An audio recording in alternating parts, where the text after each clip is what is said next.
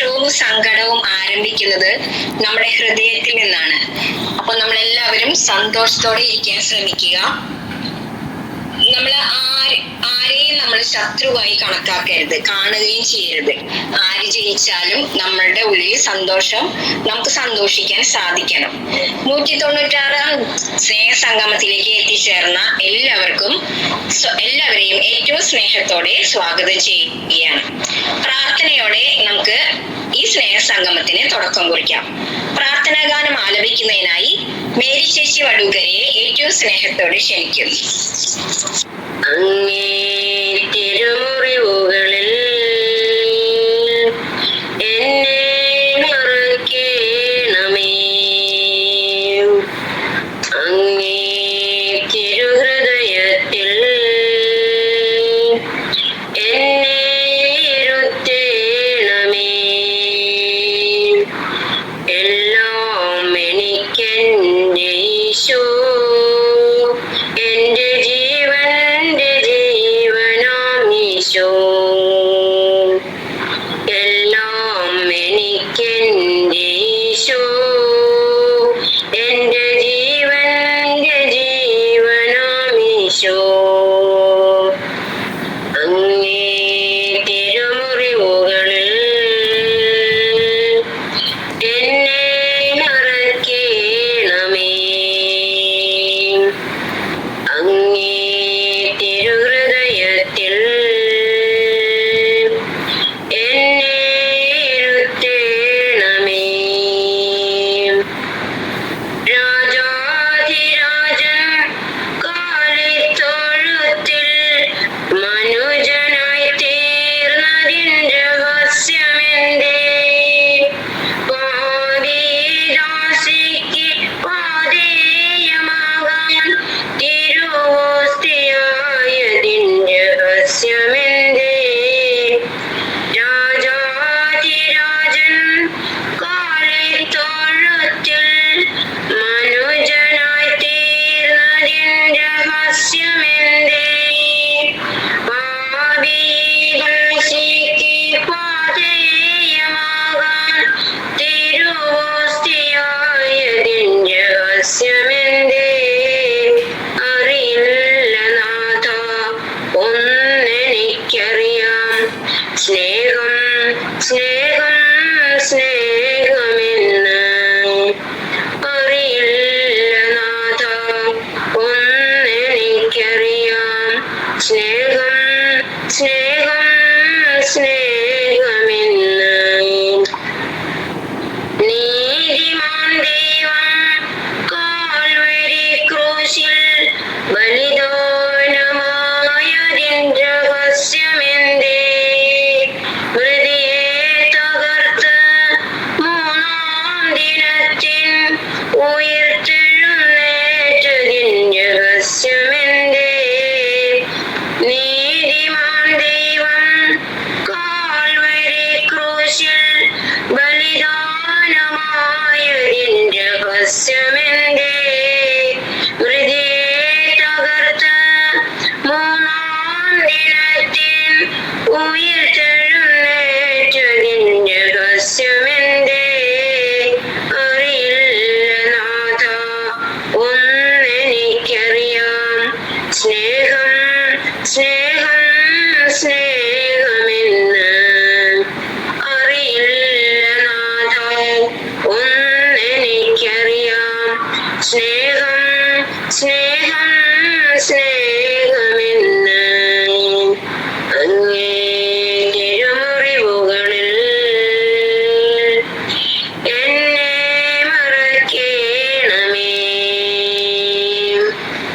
അങ്ങേ തിരുഹൃദയത്തിൽ എന്നെ ഇരുത്തേണമേ.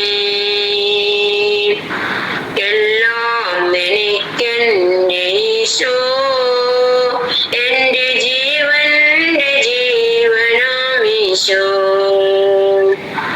എല്ലാം എനിക്കെന്റെ ഈശോ, എന്റെ ജീവന്റെ ജീവനാം ഈശോ.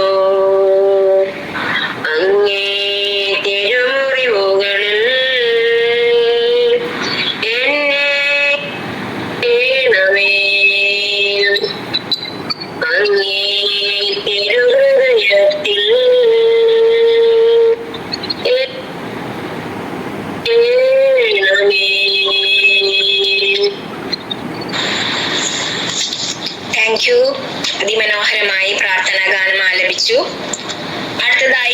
സ്വാഗതം ആശംസിക്കുന്നതിനായി ജിഫിൻ ഇരിഞ്ഞാലക്കുട ഏറ്റവും സ്നേഹത്തോടെ ക്ഷണിക്കുന്നു.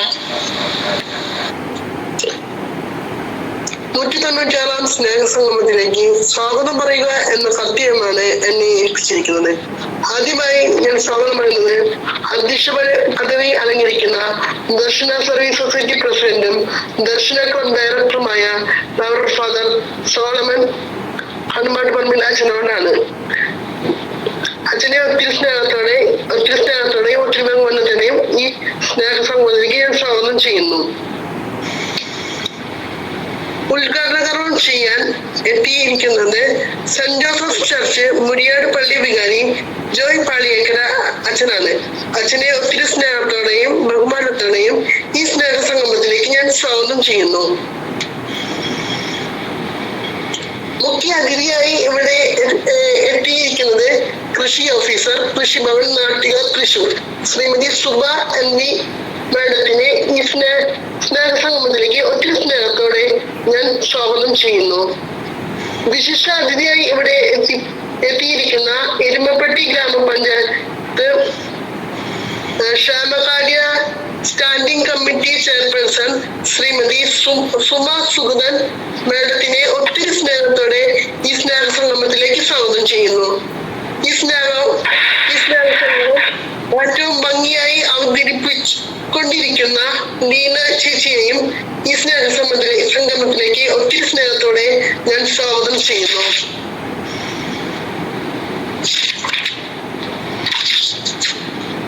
അതിമനോഹരമായ പ്രാർത്ഥനാഗാനം ആലപിച്ച മേരി ചേച്ചിയെയും ഈ സ്നേഹസംഗമത്തിലേക്ക് ഒത്തിരി സ്നേഹത്തോടെ ഞാൻ സ്വാഗതം ചെയ്യുന്നു. വ്യക്തമായി റിപ്പോർട്ട് അവതരിപ്പിക്കുന്ന ജോസ് ചേട്ടനെ ഒത്തിരി സ്നേഹത്തോടെ ഈ സ്നേഹസംഗമത്തിലേക്ക് ഞാൻ സ്വാഗതം ചെയ്യുന്നു. നന്ദി അവതരിപ്പിക്കുന്ന ലില്ലി ചേച്ചിയെ ഒത്തിരി സ്നേഹത്തോടെ ഈ സ്നേഹസംഗമത്തിലേക്ക് ഞാൻ സ്വാഗതം ചെയ്യുന്നു. ഈ മീറ്റിംഗിൽ പങ്കെടുത്തുകൊണ്ടിരിക്കുന്ന PROയെയും ബാക്കി എല്ലാ അംഗങ്ങളെയും ഈ സ്നേഹസംഗമത്തിലേക്ക് ഞാൻ സ്വാഗതം ചെയ്യുന്നു. Thank you. ജിഫിൻ വളരെ മനോഹരമായി എല്ലാവരെയും സ്വാഗതം ചെയ്തു. Thank you. അടുത്തതായി റിപ്പോർട്ട് അവതരിപ്പിക്കുകയും ഗ്രൂപ്പുകളെ പരിചയപ്പെടുത്തുന്നതിനു വേണ്ടി ശ്രീ ജോസേട്ടൻ കൊരട്ടിയെ ഏറ്റവും സ്നേഹത്തോടെ ക്ഷണിക്കുന്നു. നമുക്ക് പിന്നെ ക്ലാര ജോസഫിന്റെ ഹാപ്പി ബർത്ത്ഡേ, സുഷമ്മയുടെ ഹാപ്പി ബർത്ത്ഡേ. അടുത്ത ആഴ്ച VA ഗ്രൂപ്പാണ് പ്രോഗ്രാം നടത്തുന്നത്. 23-ാം തീയതി, നാളെയല്ല അടുത്ത ഞായറാഴ്ച 23-ാം തീയതി ഞായറാഴ്ച കൊരട്ടിയിൽ വെച്ച് നടക്കുന്ന നമ്മുടെ വാർഷികാഘോഷം ഭംഗിയാവാൻ വേണ്ടി എല്ലാവരും ദൈവത്തോട് പ്രാർത്ഥിക്കുന്നുണ്ട്. വീണ്ടും പ്രാർത്ഥിക്കണം കഴിയുന്നവരെ. 2017 ഡിസംബർ 10 ദർശന ക്ലബ്ബ് തൃശ്ശൂരിൽ ആരംഭം കുറിച്ചു.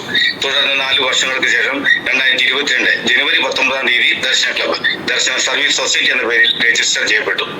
ദർശന ക്ലബ്ബ് ദർശന സർവീസ് സൊസൈറ്റിയുടെ യൂണിറ്റായി പ്രവർത്തിച്ചു വരുന്നു. 2024 ജനുവരി 19-ന് ദർശന ക്ലബ്ബ് രജിസ്റ്റർ ചെയ്യപ്പെട്ടു. ദർശന സർവീസ് സൊസൈറ്റി ഇന്ത്യ മുഴുവൻ, മുഖ്യമായും ഭിന്നശേഷിക്കാരുടെ സർവോന്മുഖ പുരോഗതിക്ക് വേണ്ടിയും മറ്റ് പാർശ്വവൽക്കരിക്കപ്പെട്ടവരും അവഗണിക്കപ്പെട്ടവരുമായ വ്യക്തികളുടെ ക്ഷേമപ്രദങ്ങൾക്ക് വേണ്ടിയും പ്രവർത്തിച്ചുകൊണ്ടിരിക്കുന്നു. ക്രിക്കറ്റിന് വേണ്ടി കാഴ്ചപരിമിതരുടെ 3 ടീമുകൾ, പൂർണ്ണ കാഴ്ചപരിമിതരുടെ 2 ഫുട്ബോൾ ടീം, ഭാഗിക കാഴ്ചപരിമിതരുടെ 2 ഫുട്ബോൾ ടീം പ്രവർത്തിച്ചു വരുന്നു. കാഴ്ചപരിമിതരുടെ ശിങ്കാരി മേളം ടീം, ഓർക്കസ്ട്ര ടീം, അവിടെ തന്നെ ഫ്യൂഷൻ ടീം, നാടൻ പാട്ട് എന്നിവ എടുത്തു പറയത്തക്ക ശ്രദ്ധേയമായ പ്രോഗ്രാമുകളാണ്. കൂടാതെ കാഴ്ചപരിമിതർക്ക് വേണ്ടിയുള്ള ചെസ്സും ഡ്രാമ ടീമും പ്രവർത്തിച്ചു വരുന്നു. ദർശന സ്വിമ്മിംഗ് ടീം കാഴ്ചപരിമിതർക്കും ചലന പരിമിതർക്കും ഉയരം കുറവുള്ളവർക്കും സ്ത്രീ പുരുഷ ഭേദമന്യേ നീന്തൽ പരിശീലനം നൽകുകയും ജില്ലാ, സംസ്ഥാന, ദേശീയ തലങ്ങളിലേക്ക് മത്സരങ്ങൾക്കായി പ്രാപ്തരാക്കുകയും ചെയ്യുന്നു. ദർശന വീൽചെയർ ബാസ്കറ്റ്ബോൾ ടീം ചലന പരിമിതർക്ക് വേണ്ടി സ്പോർട്സ് വീൽചെയർ ഉപയോഗിച്ചുകൊണ്ട് സ്ത്രീ പുരുഷ ഭേദമന്യേ ബാസ്കറ്റ്ബോൾ പരിശീലിപ്പിക്കുകയും സംസ്ഥാന, ദേശീയ തലങ്ങളിലേക്ക് സജ്ജരാക്കുകയും ചെയ്യുന്നു. ഗ്ലോറിയ ഗ്രൂപ്പ് ചലന പരിമിതർക്ക് പാട്ടുകൾ പാടുന്നതിനും മാനസിക ഉല്ലാസത്തിനും ബുദ്ധി വളർച്ചയ്ക്കുമുള്ള കാര്യങ്ങൾ ഈ ഗ്രൂപ്പിലൂടെ നടത്തി വരുന്നു. മത്സരത്തിൽ പങ്കെടുക്കുന്ന വിജയികൾക്ക് ക്യാഷ് പ്രൈസ് നൽകി വരുന്നു. തിരുഹൃദയ ഗ്രൂപ്പ് ചലന പരിമിതർക്കും കിടപ്പ് രോഗികൾക്കും പ്രാർത്ഥനയിലൂടെ ആശ്വാസം നൽകുന്ന ഗ്രൂപ്പാണ്. പ്രാർത്ഥനയോടൊപ്പം തന്നെ പരസ്പരം വേദനകൾ പങ്കുവയ്ക്കുവാനും സാമ്പത്തികമായി പിന്നോക്കം നിൽക്കുന്നവരെ സഹായിക്കുന്നതിനും ഈ ഗ്രൂപ്പ് തയ്യാറാകുന്നു.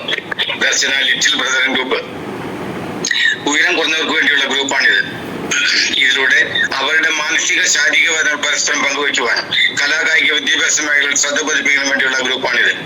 ദർശന മാർഗദർശികളുടെ കൂട്ടായ്മ ദർശന ക്ലബിന്റെ ചാനലിലൂടെ മാർഗദർശികളുടെ അഭിമുഖത്തിൽ പങ്കെടുത്ത വ്യക്തികളുടെ കൂട്ടായ്മയാണ്. ഈ അഭിമുഖത്തിൽ കാഴ്ച പരിമിതരും ചലന പരിമിതരും ഉയരം കുറഞ്ഞവരുമായിട്ടുള്ള 239 വ്യക്തികൾ പങ്കെടുക്കുകയുണ്ടായി. അവർ ലേഡി ഓഫ് സോറസ്. വിധവകളായി വീട്ടിൽ കഴിയുന്ന വ്യക്തികളുടെ കൂട്ടായ്മയാണ് വ്യാകുല മാതാവിന്റെ കൂട്ടായ്മ. ഈ കൂട്ടായ്മയിലൂടെ അവരുടെ മാനസിക ശാരീരിക വിഷമതകൾ പങ്കുവയ്ക്കുവാനും പ്രാർത്ഥനയിലൂടെ ദൈവാനുഗ്രഹം പ്രാപിക്കുന്നതിനും ധൈര്യം സംഭരിക്കുന്നതിനും പ്രവർത്തിച്ചു വരുന്നു. അതുപോലെ തന്നെ സാമ്പത്തികമായി പിന്നോക്കം നിൽക്കുന്ന വ്യക്തികൾക്കും അവരുടെ മക്കൾക്കും വിദ്യാഭ്യാസത്തിന് വേണ്ടി സാമ്പത്തികമായി സഹായം നൽകാനും ഈ ഗ്രൂപ്പിലുള്ളവർ തയ്യാറാകുന്നു.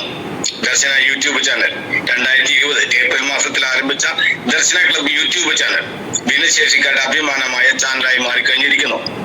9,000 പരം സബ്സ്ക്രൈബേഴ്സ് ഇതിലുണ്ട്.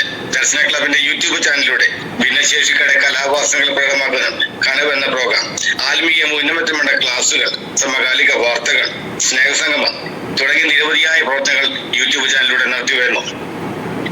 വർഷത്തിലൊരിക്കൽ ഇങ്ങാവിടെ കാഴ്ചകൾ വെച്ച് അത്ലറ്റ് മീറ്റും എല്ലാ വിഭാഗത്തിൽപ്പെട്ടവർക്ക് വടംവലി മത്സരവും പഞ്ചഗുസ്തി മത്സരവും നടത്തി വരുന്നു. ഭിന്നശേഷിക്കാർക്ക് വേണ്ടി വിനോദയാത്രകളും ഉപജീവനാർത്ഥം സ്വയം തൊഴിലിന് വേണ്ടി പരിശീലനങ്ങളും അവസരങ്ങളും സജ്ജമാക്കുന്നു. ദർശനയുടെ പ്രവർത്തനങ്ങൾക്ക് സാമ്പത്തികമായി സഹായിക്കുന്നതിന് സുമനസ്സുകളായ വ്യക്തികളുടെ DSS ദർശന ഫ്രണ്ട്സ് ഗ്രൂപ്പും പ്രവർത്തിച്ചു വരുന്നു. ദർശനയുടെ പ്രവർത്തനങ്ങൾക്ക് ന്യൂനതവും ക്രിയാത്മകവുമായ ചിന്തകൾ പങ്കുവയ്ക്കുവാനും ഊർജ്ജസ്വലമായി പ്രവർത്തിക്കുന്നതിനു വേണ്ടി ഒരു ഉപദേശ സമിതിയും പ്രവർത്തിച്ചു വരുന്നു. സ്നേഹസംഗമം എല്ലാ ശനിയാഴ്ചകളിലും ഉച്ചയ്ക്ക് 1:30 ദർശന ക്ലബ് ഓൺലൈനിൽ സ്നേഹസംഗമം കൂട്ടായ്മ നടത്തി വരുന്നു. ഈ സ്നേഹസംഗമത്തിൽ പങ്കെടുക്കുന്ന മത നേതാക്കളുടെ ഉദ്ഘാടനം ചെയ്യപ്പെടുന്ന മോട്ടിവേഷൻ ക്ലാസുകളും സർക്കാരിന്റെ വിവിധ ഡിപ്പാർട്ട്മെന്റുകളിൽ വരുന്ന വ്യക്തികളുടെ മുഖ്യ പ്രഭാഷണങ്ങളും ഡിപ്പാർട്ട്മെന്റുകളെ പറ്റി പരിചയപ്പെടുത്തലും സമൂഹത്തിന്റെ മുന്നിലുള്ള വ്യക്തികളുടെ പ്രസംഗങ്ങളും ഈ പ്രോഗ്രാമിൽ നടത്തി വരുന്നു. സ്നേഹിത ഗണമേ 8/3/2025 ശനിയാഴ്ച ഉച്ചയ്ക്ക് 1:30 Darshana club director reverend father Solomon Kadambattuparambil CMയുടെ അധ്യക്ഷതയിൽ ചേർന്ന 195ാമത് സ്നേഹസംഗമത്തിന്റെ റിപ്പോർട്ട്. ഇന്നത്തെ സ്നേഹസംഗമം നടത്തിയത് അവർ ലേഡി ഓഫ് സോറോസ് ഗ്രൂപ്പാണ്. അവതരണം ശ്രീമതി ജെസ്സി ലോറൻസ്. പ്രാർത്ഥന ശ്രീമതി റീന വിൽസൺ. സ്വാഗതം ശ്രീമതി ക്ലീന സെബാസ്റ്റ്യൻ. ഗ്രൂപ്പ് പരിചയപ്പെടുത്തി റിപ്പോർട്ട് അവതരിപ്പിച്ചത് Shri KJ Jose Koratty. Report യോഗം പാസാക്കി. ഇന്നത്തെ യോഗത്തിന്റെ അധ്യക്ഷനും ഉദ്ഘാടനം ഞങ്ങൾ സ്വന്തം ക്ലബിന്റെ നെടുന്തൂണായ സോളമൻ അച്ഛനാണ്. ഇന്നത്തെ വിശിഷ്ടാതിഥികളെ ആദ്യത്തെ അഭിസംബോധന വളരെ നന്നായിരിക്കുന്നു. നിങ്ങൾ കുറെ കൂടി വളർന്നിരിക്കുന്നു. 195ാം സ്നേഹസംഗമത്തിൽ അധ്യക്ഷനാകാനും ഉദ്ഘാടനം ചെയ്യാനും സാധിച്ചതിൽ നന്ദി. 2-3 യോഗത്തിൽ പങ്കെടുക്കാൻ സാധിച്ചില്ല, ഖേദം പ്രകടിപ്പിക്കുന്നു. പങ്ക് 1.5 ആഴ്ചയുള്ളൂ, ഭംഗിയായി മുന്നോട്ട് പോകുന്നു. കമ്പ്യൂട്ടർ പഠിക്കാൻ താല്പര്യമുള്ളവർക്ക് പേര് കൊടുക്കാം. വാർഷികാഘോഷം ഭംഗിയായി നടക്കുന്നതിന് സഹായിക്കാൻ 25 കുട്ടികളും 8 CMI പ്രദേശം വരും. എല്ലാവരും ഒത്തൊരുമിച്ച് പ്രവർത്തിക്കുക. ഇന്നത്തെ വനിതാ ദിനത്തിന്റെ ആശംസകൾ നേരുന്നു. നാം മറ്റുള്ളവരെ നന്മയോ കണ്ടെത്തുക. എല്ലാവർക്കും നന്മകൾ നേർന്നുകൊണ്ട് യോഗം ഉദ്ഘാടനം ചെയ്യുന്നു. ദർശന ക്ലബ് BA ഗ്രൂപ്പ് നടത്തിയ മിമിക്രി പ്രോഗ്രാം വിജയികൾ: 1 ഉണ്ണികൃഷ്ണൻ, 2 ശശി പുതുരുത്തി, 3 ജഗദീഷ്. പങ്കെടുത്തവർക്കും വിജയികൾക്കും അഭിനന്ദനങ്ങൾ. മുഖ്യാതിഥിയായി വന്നത് corporation councillor Kariyattukara division 45 Shrimati Lali James മാഡമായിരുന്നു. ഈ ദർശന ക്ലബിലേക്ക് ക്ഷണിച്ച ഭാരവാഹികളെ നന്ദിയോടെ അറിയിക്കുന്നു. ഇന്നത്തെ വനിതാ ദിനത്തിന്റെ മംഗളങ്ങൾ നേരുന്നു. സോളമനച്ചന്റെ പ്രവർത്തനങ്ങൾ സന്തോഷം നിറഞ്ഞതാണ്. ഭിന്നശേഷി മക്കളെ കൈപിടിച്ചു നടത്തുന്ന സോളമനച്ചനെ അഭിനന്ദിക്കുന്നു. എല്ലാവർക്കും നന്മകൾ നടന്നുകൊണ്ട് നിർത്തുന്നു. ദർശന ക്ലബ് ജീവന്റെ ഉറവ് നടത്തിയ ഗാനോത്സവം യൂട്യൂബ് വ്യൂസ് വിജയികൾ: 1 സിബി വർഗീസ്, 2 ജസ്ന ടിറ്റോ, 3 ലീന MJ നാട്ടിക. പങ്കെടുത്തവർക്കും വിജയികൾക്കും അഭിനന്ദനങ്ങൾ. വിശിഷ്ടാതിഥിയായി വന്നത് സാമൂഹ്യ പ്രവർത്തകയായ ശ്രീമതി മാല രമണൻ മാഡമായിരുന്നു. സോളമൻ അച്ഛൻ എനിക്ക് നന്നായി അറിയാം. ഓഫീസിൽ പല പ്രാവശ്യം വന്നിട്ടുണ്ട്. അച്ഛന്റെ പിന്നിൽ ഒരു പട തന്നെ ഉണ്ടെന്ന് അറിഞ്ഞത് ഇന്നാണ്. ഇന്ന് വനിതാ ദിവസം, 195ാം സ്നേഹസംഗമവുമാണ്. ഈ ദിവസം ഇന്ന് എനിക്ക് അഭിമാന ദിവസം കൂടിയാണ്. ദർശന ക്ലബ് ഉണ്ടെന്ന് അറിയാമെങ്കിലും ഇത്രയും വലിയ സംഘടനയാണെന്ന് ഇന്ന് മനസ്സിലായി. ഭിന്നശേഷിക്കാർക്ക് കിട്ടേണ്ട ആനുകൂല്യങ്ങളെ കുറിച്ച് വളരെ വിശദമായി പറഞ്ഞു തരികയും സംശയങ്ങൾ ചോദിച്ച് അതിന് മറുപടിയും തരികയുണ്ട്. എന്റെ എല്ലാ സഹോദരനും എപ്പോഴും ഉണ്ടായിരിക്കും. എപ്പോൾ വേണമെങ്കിലും വിളിക്കാം. നല്ലൊരു ദിവസം നടന്നുകൊണ്ട് നമുക്ക് നേരിൽ കാണാമെന്ന് പറഞ്ഞുകൊണ്ട് നിർത്തുന്നു. നന്ദി പറഞ്ഞത് ശ്രീമതി ജെസ്സി പോൾ. യോഗം അവസാനിച്ചു. റിപ്പോർട്ട് അംഗീകാരത്തിനായി സമർപ്പിക്കുന്നു. Leader KJ Jose Koratty.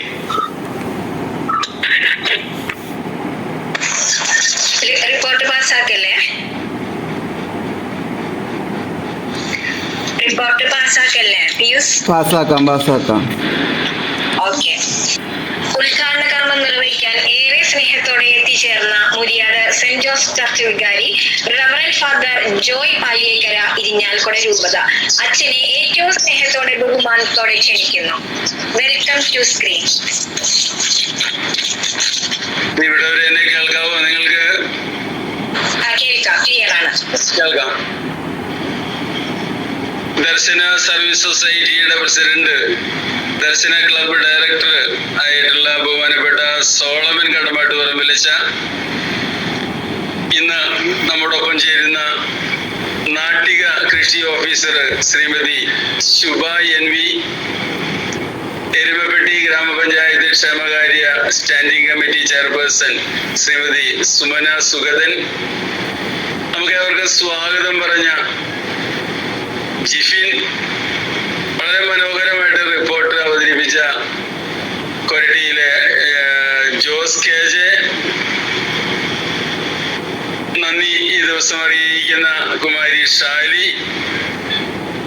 ഈ പ്രസ്ഥാനത്തിന്റെ PRO ശ്രീ പിയൂസ് കോട്ടപ്പുറം, ഏറെ സ്നേഹത്തോടെയുള്ള എൻ്റെ സഹോദരങ്ങളെ, എൻ്റെ ജീവിതത്തിൽ ഒരു പക്ഷെ ഏറ്റവും ആദ്യമായിട്ടാകാം ഇങ്ങനെയൊരു സമൂഹത്തെ അഭിസംബോധന ചെയ്യാനായിട്ട് സാധിക്കുന്നത്. ഞാന് ജിഫിന്റെ ഇടവക പള്ളിയിൽ അച്ഛനായിരുന്നു, വികാരി അച്ഛനായിരുന്നു 3 വർഷം. അത് കഴിഞ്ഞ് പിന്നീട് ഇരഞ്ഞാലക്കുട രൂപതയില് അഭിമന്യ മാർപ്പോളി കണ്ണുകാട് ബിഷപ്പിനോടൊപ്പം 5 വർഷം വികാരി ജനറലായിട്ട് സേവനം ചെയ്തു. തുടർന്ന് ഞാനിപ്പോ വിവാഹ കേസുകളുടെ ചുമതലയുള്ള ഒരു വൈദികനാണ് രൂപതയിലെ. ഒപ്പം മുരിയാട് സെന്റ് ജോസഫ് പള്ളിയിലെ വികാരിയച്ഛനുമാണ്. ഒരുപാട് പൊതുപ്രവർത്തനങ്ങളിൽ ഇടപെടാൻ അവസരം ലഭിച്ചിട്ടുണ്ട്. ഒത്തിരിയേറെ ആളുകളുമായിട്ട് ഇടപഴകാനായിട്ടും സന്ദർഭം ഉണ്ടായിട്ടുണ്ട്. പക്ഷെ കാഴ്ചപരിമിതി എന്ന ഒരു വിശാല ക്യാൻവാസില് ഇത്രയധികം ആളുകളെ, പ്രത്യേകിച്ച് ഇത്രയും വൈബ്രന്റ് ആയിട്ടുള്ള ഒരു ഗ്രൂപ്പിനെ വളർത്തിയെടുക്കാനായിട്ട് പ്രത്യേകിച്ച് സോളമനച്ഛന്റെ നേതൃത്വത്തിൽ സാധിച്ചതിൽ ഏറെ അഭിമാനമുണ്ട് എന്ന് അറിയിക്കുകയാണ്.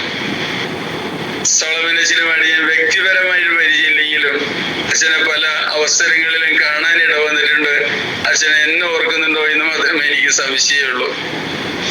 ഏതായാലും കുറവുകളല്ല എന്നും സത്യത്തിൽ അത് നിറവാണെന്നും വിളിച്ചു പറയുകയാണ് നിങ്ങൾ ഈ ലോകത്തോട്. ഇങ്ങനെ ഒരു ഒരുമിച്ച് കൂടലും ഇത്ര മനോഹരമായിട്ട് ഈ പ്രോഗ്രാം സംഘടിപ്പിക്കുന്നതിലൊക്കെ. ജിഫിൻ ആദ്യം ഇത് എന്നോട് പറഞ്ഞപ്പോ സത്യത്തിൽ എനിക്കൊന്നും മനസ്സിലായില്ല, എന്താണ് ആരാണെന്നൊക്കെ. പക്ഷെ പിന്നീട് ഞാൻ മനസ്സിലാക്കാൻ ശ്രമിക്കുകയായിരുന്നു നിങ്ങളുടെ ഈ ഒരു ഗ്രൂപ്പിനെ. സത്യം പറഞ്ഞാൽ ഞാനും ഒരർത്ഥത്തില് അല്പം പരിമിതനാണ്. 2002 ഡിസംബർ 3-ാം തീയതി ഒരു ബസ് അപകടമുണ്ടായി. ഇരിഞ്ഞാലക്കുടയിൽ നിന്ന് ആളൂർക്ക് പോകുന്ന വഴിയിൽ വെച്ച്. അങ്ങനെ ആ ബസ് അപകടത്തിന് ഞാൻ 6 മാസം ആശുപത്രിയിൽ അഡ്മിറ്റായി കിടന്ന് അവസാനമാണ് എനിക്ക് മനസ്സിലായത് അതിലൂടെ എൻ്റെ ഘ്രാണശക്തി നഷ്ടപ്പെട്ടിട്ടുണ്ട് എന്ന്. ഇന്നും ഘ്രാണശക്തിയില്ലാത്ത, മണം അറിയാൻ പറ്റാത്തൊരു വൈദികനാണ് ഞാൻ. 22 വർഷമായിട്ട് അതുകൊണ്ട് ഞാനിതിങ്ങനെ ആരോട് പറയാറില്ല. ഒരുപക്ഷെ വളരെ കുറച്ചു പേർക്ക് മാത്രമേ അങ്ങനെ അറിയുള്ളൂ. ഞാനിങ്ങനെ മണം അറിയാത്തൊരു വൈദികനാണ്. പലരും അറിയാവുന്നവരെ കളിയാക്കി പറയും ചിലപ്പോ, അച്ഛന് മണമില്ലെങ്കിലും എല്ലാ കാര്യങ്ങളും അച്ഛൻ മണത്തറിയുമെന്നൊക്കെ. ആ അർത്ഥത്തിൽ ചില കുറവുകൾ നമുക്ക് വരുമ്പോഴാണ് ജീവിതത്തിൽ ദൈവം ഇടപെട്ട അനേകം മേഖലകളെ കുറിച്ച് വലിയ അഭിമാനത്തോടെ നമുക്ക് ചിന്തിക്കാനാകുന്നത്. ആ അർത്ഥത്തില് ഞാനും മാനസികമായി കുറേശ്ശെ ബുദ്ധിമുട്ടുകളൊക്കെയുള്ള നിങ്ങളോട് ഐക്യദാർഢ്യം പ്രകടിപ്പിക്കുകയാണ്. നിങ്ങളുടെ എല്ലാ പ്രവർത്തനങ്ങൾക്കും ആത്മാർത്ഥമായിട്ട് നന്ദി അറിയിക്കുകയാണ്. ഒപ്പം നിങ്ങൾ നൽകുന്ന ഒരു പോസിറ്റീവ് വൈബ് എവർക്കും വളരെ ക്രിയാത്മകമായി മുന്നോട്ട് പോകാനായിട്ടുള്ള ആ ഒരു കൃപ അത് തമ്പുരാൻ തുടർന്ന് നൽകട്ടെ എന്ന് ഞാൻ പ്രാർത്ഥിക്കാം. പ്രത്യേകിച്ച് ഒരു കുറവും ശാരീരികമായി ന്യൂനതകളും ഒക്കെ ഇല്ലാത്ത അനേകം ആളുകൾ, പ്രത്യേകിച്ച് നമ്മുടെ കേരളം പോലെയുള്ള ഒരു സംസ്ഥാനത്ത് മദ്യത്തിനും അതിനേക്കാളൊക്കെ ദോഷകരമായ മയക്കുമരുന്നിനൊക്കെ അടിമകളാകുന്നത് നമ്മൾ കാണുന്നുണ്ട്. പോളിടെക്നിക്കില് അത് മയക്കുമരുന്ന് വിൽപ്പന കേന്ദ്രമായി, വിപണന കേന്ദ്രമായി മാറി എന്ന് പറയുമ്പോൾ ദൈവം അവർക്കൊക്കെ നൽകിയ കഴിവുകൾ എങ്ങനെ സാധിക്കുക? എങ്ങനെ ഈ ഒരു സമൂഹത്തെ അവരുടെ ആരോഗ്യം കൊണ്ട് അതല്ലെങ്കിൽ അവരുടെ ബുദ്ധി കൊണ്ടൊക്കെ തകർക്കാൻ സാധിക്കും എന്നുള്ളതിന് ഏറ്റവും മോശപ്പെട്ട ഉദാഹരണങ്ങളായിട്ട് അവർ മാറുകയാണ്. കുറവില്ലാത്തവരായി ജന്മം നൽകി എന്ന് കരുതിയവർ സത്യത്തിൽ കുറവുള്ളവരായി സമൂഹത്തെ ദുഷിപ്പിക്കുമോ? ചില പരിമിതികൾ മാത്രം ഉള്ള വ്യക്തികള് ആ പരിമിതികളെ കുറിച്ചുള്ള അവബോധത്തില് ഒരുപാട് നന്മകൾ തങ്ങളുടെ പരിധിയിൽ ചെയ്യാൻ പരിശ്രമിക്കുമോ? അതാണ് വാസ്തവത്തിൽ പ്രചോദനമായിട്ട് മാറേണ്ടത്. അതുകൊണ്ട് തന്നെ കുറവുകളുള്ള മനുഷ്യരാണ് ലോകത്തിൽ ഒരു പാഠപുസ്തകമായിട്ട് നിൽക്കുന്നത് എന്ന് നിങ്ങളിൽ നിന്നാണ് അനേകം കാര്യങ്ങൾ പഠിക്കാനുള്ളത്. യേശു പറഞ്ഞില്ലേ, മുതിർന്നവരെ നോക്കിയിട്ട് കുട്ടികളിൽ നിന്ന് പഠിക്കാൻ പറഞ്ഞതുപോലെ നമ്മളൊക്കെ പറയുന്നത് കുട്ടികളെ നോക്കിയിട്ട് പറയും, മുതിർന്നവരിൽ നിന്ന് പഠിക്കാൻ പറയും. പ്രായം ചെയ്യുന്നവരാണ് എല്ലാം ശരിയെന്നുള്ളതാണ് നമ്മുടെ ഒരു അടിസ്ഥാന സങ്കല്പം. അതുകൊണ്ടാണ് നമ്മൾ കുട്ടികളോട് തിരുത്തുന്നത്, നിങ്ങൾ മുതിർന്നവരെ പോലെ ആകാൻ. യേശു ക്രിസ്തുവാണ് പറഞ്ഞത് എന്തെന്ന്, മുതിർന്നവരോട് നിങ്ങൾ കുട്ടികളിൽ നിന്ന് പഠിക്കുക. അവര് കുട്ടിയായിരിക്കുമ്പോൾ എന്തൊക്കെയുണ്ട് അവർക്ക്? ആശ്രയിത മനോഭാവവും പരസ്പരം ക്ഷമിക്കാനുള്ള കഴിവും അതുപോലെ തന്നെ ചേർത്ത് നിർത്താനുള്ള ശക്തിയും ഒക്കെയുള്ള ആളുകളാണ് അവര്. അതുകൊണ്ട് അവർക്ക് കുട്ടികളിൽ നിന്നാണ് മുതിർന്നവർ പഠിക്കേണ്ടതെന്ന് പറഞ്ഞ് ഈ പറഞ്ഞതുപോലെ തന്നെയാണ് ഞാൻ നിങ്ങളോട് പറയുന്നത്. സത്യത്തില് കുറവുകളുണ്ട് എന്ന് പറയുന്ന നിങ്ങളിൽ നിന്നാണ് ഈ വലിയ കഴിവുള്ളവരാണ്, ശക്തിയുള്ളവരാണെന്ന് പറഞ്ഞ് സമൂഹത്തെ ദുഷിപ്പിക്കുന്ന ആളുകളൊക്കെ പഠിക്കേണ്ടത്. ദൈവം ഈ ലോകത്തിന്റെ മുന്നില് തുറന്നു വെച്ച നന്മയുടെ പുസ്തകങ്ങളാണ് നിങ്ങളെന്നുള്ളത് തീർച്ചയായിട്ടും നമുക്കൊക്കെ മനസ്സിലാക്കാൻ സാധിക്കും. ഞാൻ ഓർക്കുകയായിരുന്നു, എൻ്റെ ഇടവകയിൽ, ഞാനിപ്പോൾ ഇടവകയിൽ തന്നെ അവന് ഓട്ടിസം ബാധിച്ച ഒരു മകനുണ്ട്. അവന്റെ വീട്ടിൽ എൻ്റെ കാറ് കൊണ്ടുവന്നിട്ടപ്പോൾ ഞാൻ അവരോട് പറഞ്ഞു, മറ്റു വീടുകളിലേക്ക് ഞാൻ പ്രാർത്ഥിക്കാൻ പോകുന്ന സമയത്താണ്, നീ എൻ്റെ വണ്ടി നോക്കിക്കോളൂ കേട്ടോ എന്നാ മോനെ. അവൻ ഏകദേശം 16-17 വയസ്സ് പ്രായമുള്ളവനാ. അവരോട് പറഞ്ഞ് ഞാൻ പോയി.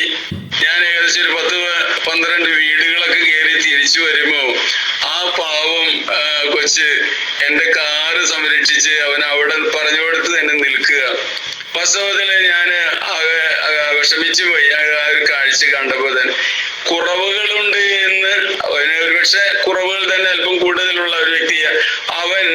അവനോട് പറഞ്ഞൊരു ഉത്തരവാദിത്വം അതിന്റെ പൂർണ്ണതയിൽ ചെയ്തു തീർക്കാനായിട്ട് അവൻ പരിശ്രമിക്കുന്നത് കണ്ടപ്പോ ഈ ലോകത്ത് കഴിവുണ്ട് എന്ന് പറയുന്ന, കുറവില്ല എന്ന് അഹങ്കരിക്കുന്ന ആളുകള് അവർക്ക് എത്രമാത്രം അതല്ലെങ്കിൽ എത്രമാത്രം കുറവുള്ള ആളുകളാണ് അവരുടെ പെരുമാറ്റത്തിൽ ഞാൻ ചിന്തിക്കുക. സത്യത്തിൽ അവരാണ് കുറവുള്ളവര്, നിങ്ങളാണ് നിറവുള്ളവരെന്ന ഇതിന് നല്ലൊരു ഉദാഹരണം കുറവുള്ള ആളുകളുടെ കൂടെ തമ്പുരാനുണ്ടാകും എന്ന് പറയുന്നതിന്റെ ഒരു ഉദാഹരണം പഴയ നിയമത്തിൽ ബൈബിളിലുണ്ട്.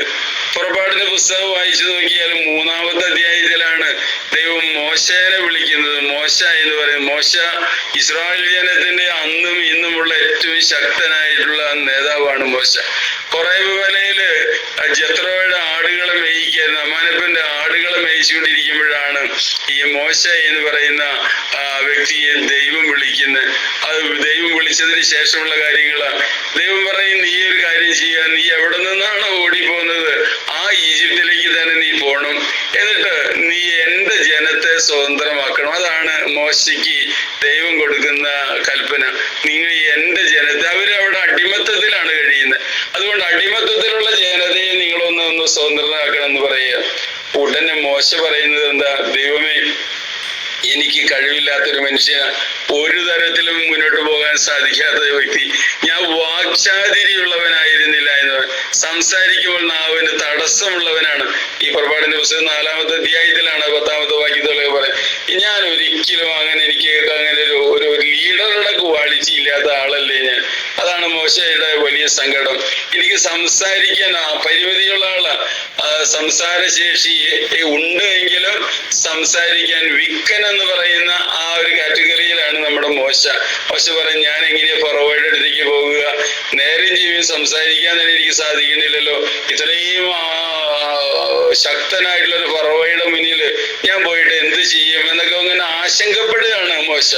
ഉടനെ തന്നെ ദൈവം പറയുന്നതാണ്, ഞാൻ നിന്നോട് കൂടെ ഉണ്ടായിരിക്കും എന്ന് പറയാം.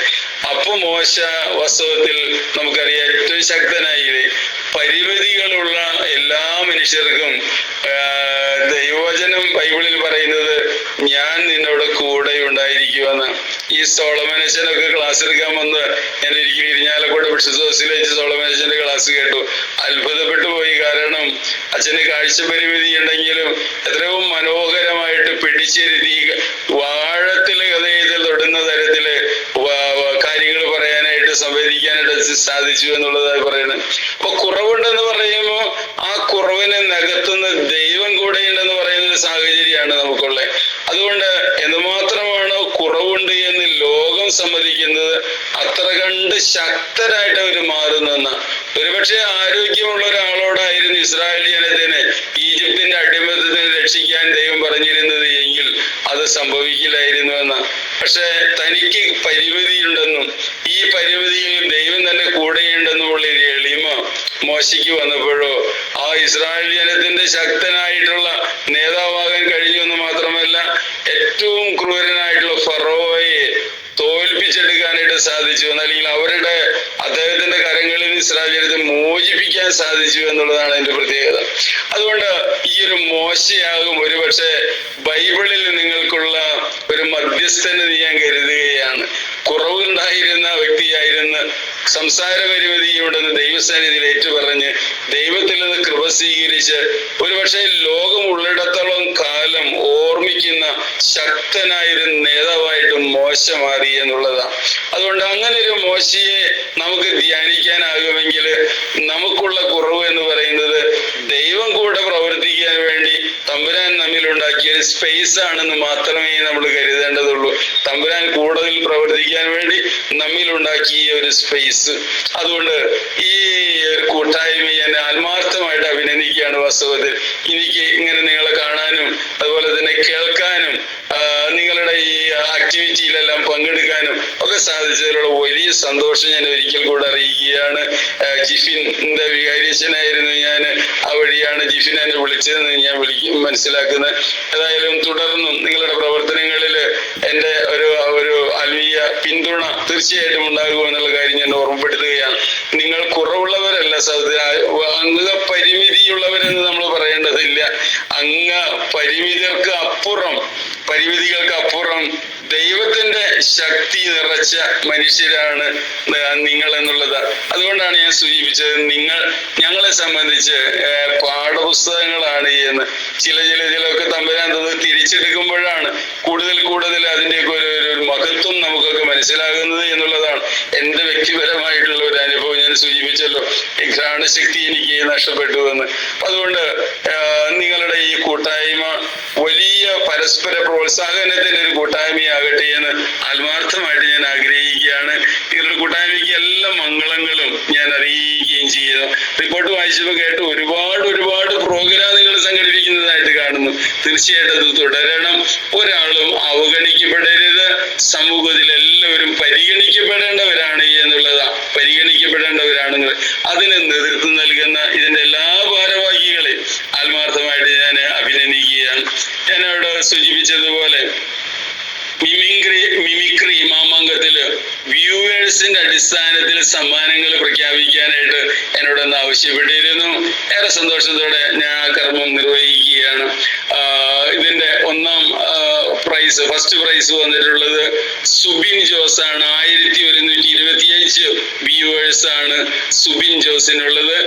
സെക്കൻഡ് പ്രൈസ് വിന്നറായിട്ട് ജഗദീഷ് ആണ്. 1025 വ്യൂവേഴ്സ് ആണ് മിമിക്രി മാമാങ്കത്തില് ജഗദീഷിന് ലഭിച്ചിട്ടുള്ളത്. തേർഡ് റോസമ്മ ചാക്കയാണ്. 775 വ്യൂവേഴ്സ് ആണ് റോസമ്മ ചാക്കയ്ക്കുള്ളത്. മനോഹരമായിട്ട് മിമിക്രി അവതരിപ്പിച്ചിട്ടുണ്ടാകും ഞാൻ കരുതുകയാണ്. ഇത്രയും വലിയ ഒരു സപ്പോർട്ട് നമ്മുടെ ഈ ഗ്രൂപ്പിൽ നിന്നും പുറത്തു നിന്നൊക്കെ ലഭിച്ചു എന്നുള്ളത് വലിയ കാര്യമായിട്ട് കണക്കാക്കുന്നു.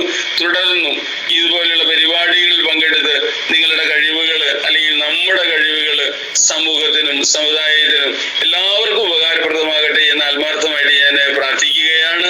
ഇന്നത്തെ ഈ ദർശന സർവീസ് സൊസൈറ്റിയുടെ അല്ലെങ്കിൽ ദർശന ക്ലബിന്റെ ഈ പ്രോഗ്രാം ഉദ്ഘാടനം ചെയ്യപ്പെട്ടതായിട്ട് ഔദ്യോഗികമായിട്ട് പ്രഖ്യാപിക്കുന്നു. ഒരിക്കൽ കൂടെ എന്നെ ക്ഷണിക്കാനും നിങ്ങളുടെ സമൂഹത്തിൽ ഉൾക്കൊള്ളിക്കാനും നല്ല മനസ്സ് കാണിച്ചതിന് അതുമായിട്ട് ബന്ധപ്പെട്ട എല്ലാവർക്കും ആത്മാർത്ഥമായിട്ടുള്ള നന്ദി അറിയിക്കുന്നു. Thank you.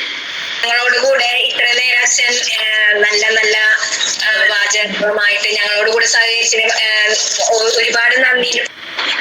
അടുത്തതായി മുഖ്യാതിഥിയായി എത്തിയിരിക്കുന്നത് നാട്ടിക കൃഷിഭവൻ കൃഷി ഓഫീസർ ശ്രീമതി ശുഭ NV മാഡമാണ്. മാഡത്തെ ഏറ്റവും സ്നേഹത്തോടെ ആദരവോടെ ക്ഷണിക്കുന്നു. എല്ലാവർക്കും നമസ്കാരം. ഗ്രൂപ്പിലേക്ക് ക്ലബിലേക്ക് എന്നെ മുഖ്യാതിഥിയായിട്ട് എടുത്തതിൽ എനിക്ക് വളരെയധികം സന്തോഷമുണ്ട്. നമ്മളുടെ അധ്യക്ഷൻ റവറൻ ഫാദർ സോളമൻ കടമ്പാട്ടുപറമ്പില്, ഉദ്ഘാടകൻ റവറൻ, ഇവിടെ അവതാരിക ലീന MJ നാട്ടിക, അതുപോലെ പ്രാർത്ഥന ചൊല്ലിയ കുമാരി മേരി വടൂക്കര, സ്വാഗതം ആശംസിച്ച മനോഹരമായിട്ട് തന്നെ സ്വാഗതം ആശംസിച്ച GP നിരിഞ്ഞാലക്കുട. ഇവർക്കൊക്കെ പ്രത്യേക കഴിവുകൾ തന്നെയുണ്ട്. പ്രാർത്ഥനാഗാനം തുടങ്ങുമ്പോഴാണ് ലീന പ്രാർത്ഥനാഗാനം ചൊല്ലുന്നതിന് വേണ്ടി കുമാരി മേരി വടൂക്കരയെ ക്ഷണിച്ചപ്പോഴാണ് ഞാൻ ഈ ഗ്രൂപ്പിലേക്ക് കയറി വന്നിട്ടുള്ളത്, ജോയിൻ ചെയ്തത്. അതുപോലെ തന്നെ റിപ്പോർട്ട് അവതരണമൊക്കെ കേട്ടു. അപ്പൊ നല്ലൊരു പ്രവർത്തനം നടത്തുന്ന ഒരു ക്ലബാണെന്നാണ് എനിക്ക് മനസ്സിലായത്. ഈ ക്ലബിൽ ഇപ്പോ തന്നെ നമ്മളുടെ ഇന്നത്തെ പ്രോഗ്രാമിൽ തന്നെയുണ്ട് 196ാമത്തെ സ്നേഹ സംഗമത്തില് എന്നെയും നിങ്ങൾ കൂട്ടിയതിന് അതിയായ സന്തോഷം തന്നെയുണ്ട്. നമ്മളെല്ലാവരും വ്യത്യസ്ത കഴിവുകളുള്ളവരാണ്. ഇപ്പം ഭിന്നശേഷിക്കാർ എന്ന് പറയുമ്പോ തന്നെ ഭിന്നശേഷി ഇല്ല എന്ന് തന്നെ വിചാരിക്കുക. നിങ്ങള് വളരെയധികം സന്തോഷവാന്മാരും അങ്ങനെയാണ് നമ്മൾ കരുതേണ്ടത്. നമ്മളെപ്പോഴും ആനന്ദം കൊള്ളുക. നമ്മളെല്ലാവരും ആഗ്രഹിക്കുന്നത് എന്താണ്? ആനന്ദമാണ് അല്ലേ? ആനന്ദം. ഞാന് ജോലിക്ക് ബസ് ഇറങ്ങി ഓഫീസിലേക്ക് വരുമ്പോ ഒരു ലേഡി വണ്ടിമേ നല്ല ഉഷാറിൽ പോകുന്നത് കാണാം. അതായത് നല്ല രീതിയില് നല്ല ഡ്രസ്സൊക്കെ അണിഞ്ഞ് അതിമനോഹരമായിട്ട് വീൽ ചെയറിന്ന് നല്ല ആക്റ്റീവായിട്ട് എന്നേക്കാൾ സ്പീഡില് ആ രീതിയിൽ വരുന്നത് കാണുമ്പോൾ അത് ആരാണ് എന്ന് എനിക്ക് അറിയാൻ ആഗ്രഹം ഉണ്ടായിരുന്നു. പക്ഷെ പിന്നീടാണ് നമ്മുടെ വികസന സെമിനാറില്, ഞങ്ങളുടെ നാട്ടിക ഗ്രാമപഞ്ചായത്തിന്റെ വികസന സെമിനാറിലേക്ക് ഞാൻ അന്ന് കണ്ടുമുട്ടിയ, അന്ന് ഞാൻ പരിചയപ്പെട്ടില്ല. ഇവര് വണ്ടിയില് പോകുകയാണല്ലോ. അപ്പോ ഇവരെ ശല്യം ചെയ്യാനോ അല്ലെങ്കിൽ ഇവരുടെ ഒരു ബാലൻസ് പ്രകാരമാണ് ഒരു വണ്ടി ഉരുട്ടി പോകുന്നുണ്ടാവുക. ആ സമയത്ത് നമ്മൾ പരിചയപ്പെടുന്നത് ശരിയല്ല. ഞാൻ ഇപ്പുറത്തെ സൈഡിലും ഇവര് ഇപ്പുറത്തെ സൈഡിൽ കൂടെ പോളി ജംഗ്ഷനിലേക്കാണ് പോകുന്നത്. ഞാൻ ഓപ്പോസിറ്റ് സൈഡിൽ വരിക. പിന്നെ ഒരു 2 ആഴ്ച കഴിഞ്ഞപ്പോഴാണ് ഈ വികസന സെമിനാറില് പ്രാർത്ഥനാഗാനം ചെല്ലാൻ വേണ്ടിയിട്ട് എത്തിയത്. അത് നമ്മളുടെ അവതാരിക കുമാരി ലീന MJ ആണ്. അവരോട് പ്രത്യേക കടപ്പാടും സ്നേഹമുണ്ട്. അതിനുശേഷം നമ്മളുടെ ആ പ്രോഗ്രാം കഴിഞ്ഞപ്പോ കൂടുതൽ അടുത്ത് ഇടപഴകുകയും ലീന എന്നെ 1-2 തവണ വിളിക്കുകയും എനിക്ക് നിങ്ങളുടെ മിമിക്രി അവതരണം എനിക്ക് ഈ ഫോണിൽ ഇട്ടു തരികയും അങ്ങനെ കൂടുതൽ നിങ്ങളുടെ ഒരു അംഗമായി ചേർന്നിരിക്കുകയാണ് ഞാൻ. സത്യം പറഞ്ഞാൽ നമ്മളെപ്പോഴും ആനന്ദം കൊള്ളണം. എന്ത് കാര്യത്തിനായാലും എല്ലാവരും ആഗ്രഹിക്കുന്നത് ആനന്ദം. ആനന്ദം പല രീതിയിലാണ്. എങ്ങനെ ആനന്ദം ഉണ്ടാവണം, അതുപോലെ നമുക്ക് ആരോഗ്യം ഉണ്ടാവണം. ആരോഗ്യമുള്ള ഒരു കുഞ്ഞിനാണ് നല്ല ആനന്ദം ഉണ്ടാവുക. ഒരു കുഞ്ഞ് പിറന്നുകൊള്ളട്ടെ, ഒരു കുഞ്ഞ് വയറ്റിനകത്ത് ഇരിക്കുമ്പോ തന്നെ അമ്മയ്ക്ക് എത്രത്തോളം ആനന്ദം ഉണ്ടോ അത്രത്തോളം ആനന്ദം ആ കുട്ടിക്ക് ഉണ്ടാവും. അപ്പോ ഗർഭിണിയായ അമ്മമാര് തന്നെ ആനന്ദത്തോട് കൂടിയിരിക്കുക. അപ്പൊ തന്നെ ഭിന്നശേഷി ഉള്ള കുട്ടികളല്ല, നല്ല ആരോഗ്യമുള്ള കുട്ടികൾ തന്നെ ഉണ്ടാവും. നമ്മൾ പെട്ടെന്ന് തന്നെ ഭയപ്പെടുകയോ ഗർഭിണിയായിരിക്കുമ്പോൾ ഭയപ്പെടുകയോ അതുപോലെ തന്നെ ഞെട്ടലുകള് അല്ലെങ്കിൽ പടക്കം പൊട്ടുമ്പോ ഞെട്ടുക അല്ലെങ്കിൽ പാമ്പിനെ കാണുമ്പോ ഞെട്ടുക ചവളേനെ കാണുമ്പോ ഞെട്ടുക അങ്ങനെയൊന്നും ഉണ്ടായാല് പലതും ആ കുട്ടീനെ ചിലപ്പോ ബാധിക്കാം. അങ്ങനെയൊക്കെ പല ഭിന്നശേഷിയുള്ള കുട്ടികളും ഉണ്ടാവാം. ഭിന്നശേഷി ഉണ്ടാവാൻ പല കാരണങ്ങളുണ്ടാവാം. അപ്പോ നമ്മളെപ്പോഴും ആനന്ദം കൊള്ളുക. കുട്ടിയായിരിക്കുമ്പോ തന്നെ ആനന്ദം കൊള്ളുക. അപ്പൊ ഒരു കുഞ്ഞ് പിറന്നു എന്ന് വിചാരിക്കുക, ആ കുട്ടി നല്ല സന്തോഷമുള്ള ഒരു കുട്ടിയാണെങ്കിൽ എപ്പോഴും കൈകാലുകളിട്ട് അടിച്ച് കളിക്കുകയും ചിരിക്കുകയും ഒക്കെ ചെയ്യും. എന്തെങ്കിലും ഒരു അസുഖം ഉണ്ടെങ്കിൽ ആ കുട്ടിയുടെ മുഖത്ത് നോക്കിയാൽ അറിയാം. നമ്മള് ഏതൊരുവന്റെയും നന്മയെ മാത്രം പ്രതീക്ഷിക്കാവൂ. നന്മ മാത്രം നമ്മൾ കാണുക. ആ നന്മ ഉണ്ടെങ്കിൽ നന്മയുടെ ഉടമയാവുക. നല്ല ശീലങ്ങളുടെ ഗുണങ്ങളുടെ ഉടമ. ആ ഉടമയാവാൻ നമ്മൾ എപ്പോഴും ശ്രമിക്കുക. അപ്പോ നമ്മൾ പറയുന്നത് ആനന്ദം, ആരോഗ്യം, ആദായം, ആനുകൂല്യം, ആ രീതി വെച്ചിട്ട് വേണം നമ്മൾ കൃഷിയിലേക്ക് ഇറങ്ങാൻ. നമ്മളുടെ ഭക്ഷണം, നമ്മൾ ഭക്ഷണം കഴിക്കുന്നത് എങ്ങനെയാണ്?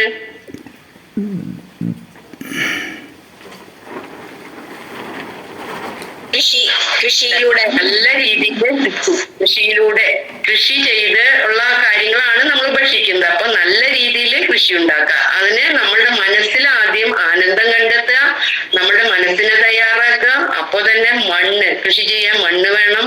മണ്ണിനെ നമ്മള് നല്ല പ്രകൃതിയുമായിട്ട് ഇണങ്ങിച്ചേർന്ന് നമ്മൾ ജീവിക്കുക. നമ്മളൊന്ന് ആലോചിച്ച് നോക്കിയാൽ എല്ലാം ഫോണിൽ കൂടെ ആണെങ്കിൽ ഒന്നും നടക്കില്ല. നമ്മൾ നേരം എടുത്തു, ഫോൺ എടുത്തു, അതിൽ കൂടെയുള്ള ക്രിയകൾ മാത്രം. ഇപ്പോഴത്തെ എല്ലാ കുട്ടികളും ഫോൺ, ഭക്ഷണം കഴിക്കണമെങ്കിൽ കുട്ടിക്ക് അമ്മ ഫോൺ കൊടുക്കും. ഫോൺ കണ്ടെങ്കിൽ ആ കുഞ്ഞ് ഭക്ഷണം കഴിക്കുള്ളൂ. അപ്പോ എന്തുകൊണ്ട് നമ്മളുടെ കുട്ടിക്കാലത്ത് നമ്മൾ പ്രകൃതിയുമായി ഇണങ്ങിച്ചേർന്ന്, നമ്മൾ ഇപ്പോഴും പ്രകൃതിയുമായി ഇണങ്ങിച്ചേർന്നുകൊണ്ടാണ് നമ്മൾ ഓരോ പ്രവർത്തികളും ചെയ്യുക. അപ്പോൾ ആ ഊർജം, നമ്മളുടെ ശരീരത്തിൽ ഉണ്ടാകുന്ന പോസിറ്റീവ് എനർജികൾ, അത് നമ്മൾ എത്രത്തോളം ഗുണമേന്മയുള്ളതാക്കും അല്ലെങ്കിൽ മഹത്വമുള്ളതാക്കും എന്നും നമ്മൾ ആലോചിക്കണം.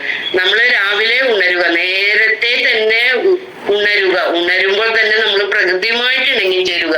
എന്തൊക്കെ ജീവികളുടെ ചലനങ്ങൾ, ഏതൊക്കെ ജീവികള്, അതായത് ഒരു ചെടി ആയിക്കോട്ടെ, ജീവികളായിക്കോട്ടെ, പക്ഷി മൃഗാദികള്, അതായത് പൂച്ച, പട്ടി തുടങ്ങിയ മൃഗങ്ങളും നമ്മളുടെ തന്നെ കൂട്ടുകയാണ്. ജൈവ വൈവിധ്യം, ആ ജൈവ വൈവിധ്യം നിലനിർത്തുകയും നമ്മളുടെ ആരോഗ്യത്തെ നിലനിർത്തുകയും അപ്പോൾ തന്നെ നമുക്ക് ആദായം ഉണ്ടാവും. നല്ല ഭക്ഷണം നമ്മളുടെ മരുന്നായിട്ട് കരുതിക്കൊണ്ട് നമ്മൾ കൃഷി ചെയ്ത ഉൽപ്പന്നങ്ങൾ ഭക്ഷിക്കുക. മണ്ണ് നല്ലതായാൽ, മണ്ണിന്റെ ആരോഗ്യം നന്നായാൽ വിളയുടെ ആരോഗ്യം ഉണ്ടാവും. ആ വിളയുടെ ആരോഗ്യം നന്നായാൽ എന്തുണ്ടാവും? ആ വിള ഭക്ഷിക്കുന്ന നമ്മളും പക്ഷികളും മൃഗങ്ങളും ആരൊക്കെ കഴിക്കുന്നോ അവയുടെ ആരോഗ്യം നന്നാവും. അപ്പൊ തന്നെ നമ്മള് ആവശ്യമില്ലാതെ മരുന്ന് മേടിക്കാൻ പൈസ കൊണ്ട് ചെലവാക്കണ്ട. അതാണ് ആദായം എന്ന് പറയുന്നത്. നമ്മള് മരുന്ന് മേടിക്കാൻ പൈസ ചെലവാക്കണ്ട, പിന്നെ പച്ചക്കറികൾ മേടിക്കുക. നമ്മളുടെ വീട്ടിൽ തന്നെ ഉൽപ്പന്നങ്ങൾ ഉണ്ടെങ്കിൽ നമ്മൾ അത് പച്ചക്കറി പൈസ കൊടുത്ത് വാങ്ങാതെ തന്നെ നമ്മളുടെ വീട്ടില് ജൈവ ഉൽപ്പന്നങ്ങൾ വെച്ച് ഭക്ഷണം കഴിക്കാം. നമ്മളൊരു വെണ്ടക്കായ നട്ട് അത് നമ്മൾ തന്നെ കഴിക്കുമ്പോൾ ഉണ്ടാകുന്ന ആനന്ദം. ഒരു വെണ്ട ഒരു ചെറിയൊരു വിത്താണ്, അത് ജീവനുള്ള വിത്താണ്. ആ ജീവനുള്ള വിത്തിനെ നട്ടു, പയറുമണി ആയിക്കോട്ടെ നട്ടു, അത് മുളച്ചു വരുമ്പോഴുണ്ടാകുന്ന ആനന്ദം, അത് 4 ഇലകൾ ഉണ്ടാകുന്ന ആനന്ദം, അതിൽ പൂവുണ്ടായി കാണുമ്പോഴുണ്ടാകുന്ന ആനന്ദം, അത് പയറായി വന്ന് അത് ഉണ്ടാകുന്ന ആനന്ദം, അത് കഴിഞ്ഞ്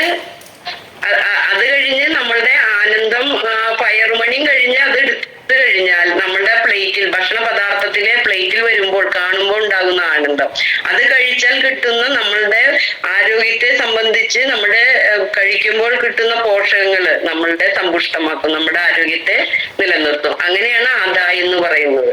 അല്ലെങ്കിൽ നമ്മള് എന്തെങ്കിലും അസുഖമുണ്ടെങ്കിൽ ആ മരുന്ന് മേടിക്കാൻ കൊടുക്കുന്ന പൈസയും ചെലവാകും, പിന്നെ പച്ചക്കറി മേടിക്കുന്ന പൈസയും ചെലവാകും. അതാണ് നമ്മൾ ആദായം എന്ന് പറയുന്നത്. നമ്മൾ എന്ത് കൃഷി ചെയ്താലും അതിന് എന്തായാലും ആദായം കിട്ടും.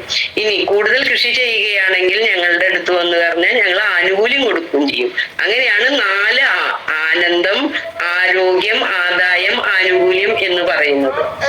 നമ്മളെ എപ്പോഴും നമ്മളുടെ എന്ത് വിഷമങ്ങളും ഉണ്ടാകാം, നമ്മള് ഭിന്നശേഷിക്കാർക്കായാലും നമുക്കായാലും സാധാരണ മനുഷ്യർക്കായാലും പലർക്കും ബുദ്ധിമുട്ടുകളും വിഷമങ്ങളും ഉണ്ടാകും. അതിനെ തരണം ചെയ്ത് ജീവിക്കുക എന്നുള്ളതാണ് വിജയം. എല്ലാവരും വിജയശ്രീലാളിതരായി ജീവിക്കുക എന്നുള്ള കാര്യങ്ങളാണ്. നമ്മളുടെ കുടുംബത്തിൽ എന്ന് പറഞ്ഞാൽ കൂട്ടുത്തരവാദിത്വമാണ്. പരസ്പരം സ്നേഹം പങ്കുവയ്ക്കുക. അതായത് മുതിർന്നവർ, അതായത് വയസ്സായവരെ നമ്മുടെ കൂട്ടത്തിൽ വിൽക്കുകയോ അല്ലെങ്കിൽ കുട്ടികളെ കൂട്ടുത്തരവാദിത്വത്തിൽ ഏർപ്പെടുത്തുകയോ സാധിക്കാതെ കൂട്ടുത്തരവാദിത്വം അല്ലെങ്കിൽ സൗഹൃദം കാണുന്നില്ലേ കുട്ടികള്? അപ്പൊ നമ്മൾ എപ്പോഴും കുടുംബം കൂട്ടുത്തരവാദിത്വത്തിലും പരസ്പര സ്നേഹത്തിലും കഴിയണം. എന്നാലാണ് നമ്മളുടെ മാറ്റങ്ങള് നമുക്കറിയാൻ പറ്റുള്ളൂ. നമ്മളുടെ ഈ നാട്ടിൽ ഇപ്പോ കണ്ടുകൊണ്ടിരിക്കുന്നത് കുട്ടികള് പരസ്പരം കണ്ടുമുട്ടുന്നില്ല, കളിക്കുന്നില്ല, ഓടി കളിക്കുന്നില്ല. നാടൻ പാട്ടുകള്, നാടൻ കളികള്, പ്രകൃതിയാലുള്ള കളികള്, അതൊന്നും ഇപ്പോഴത്തെ കുട്ടികൾ അത് കാണുന്നില്ല.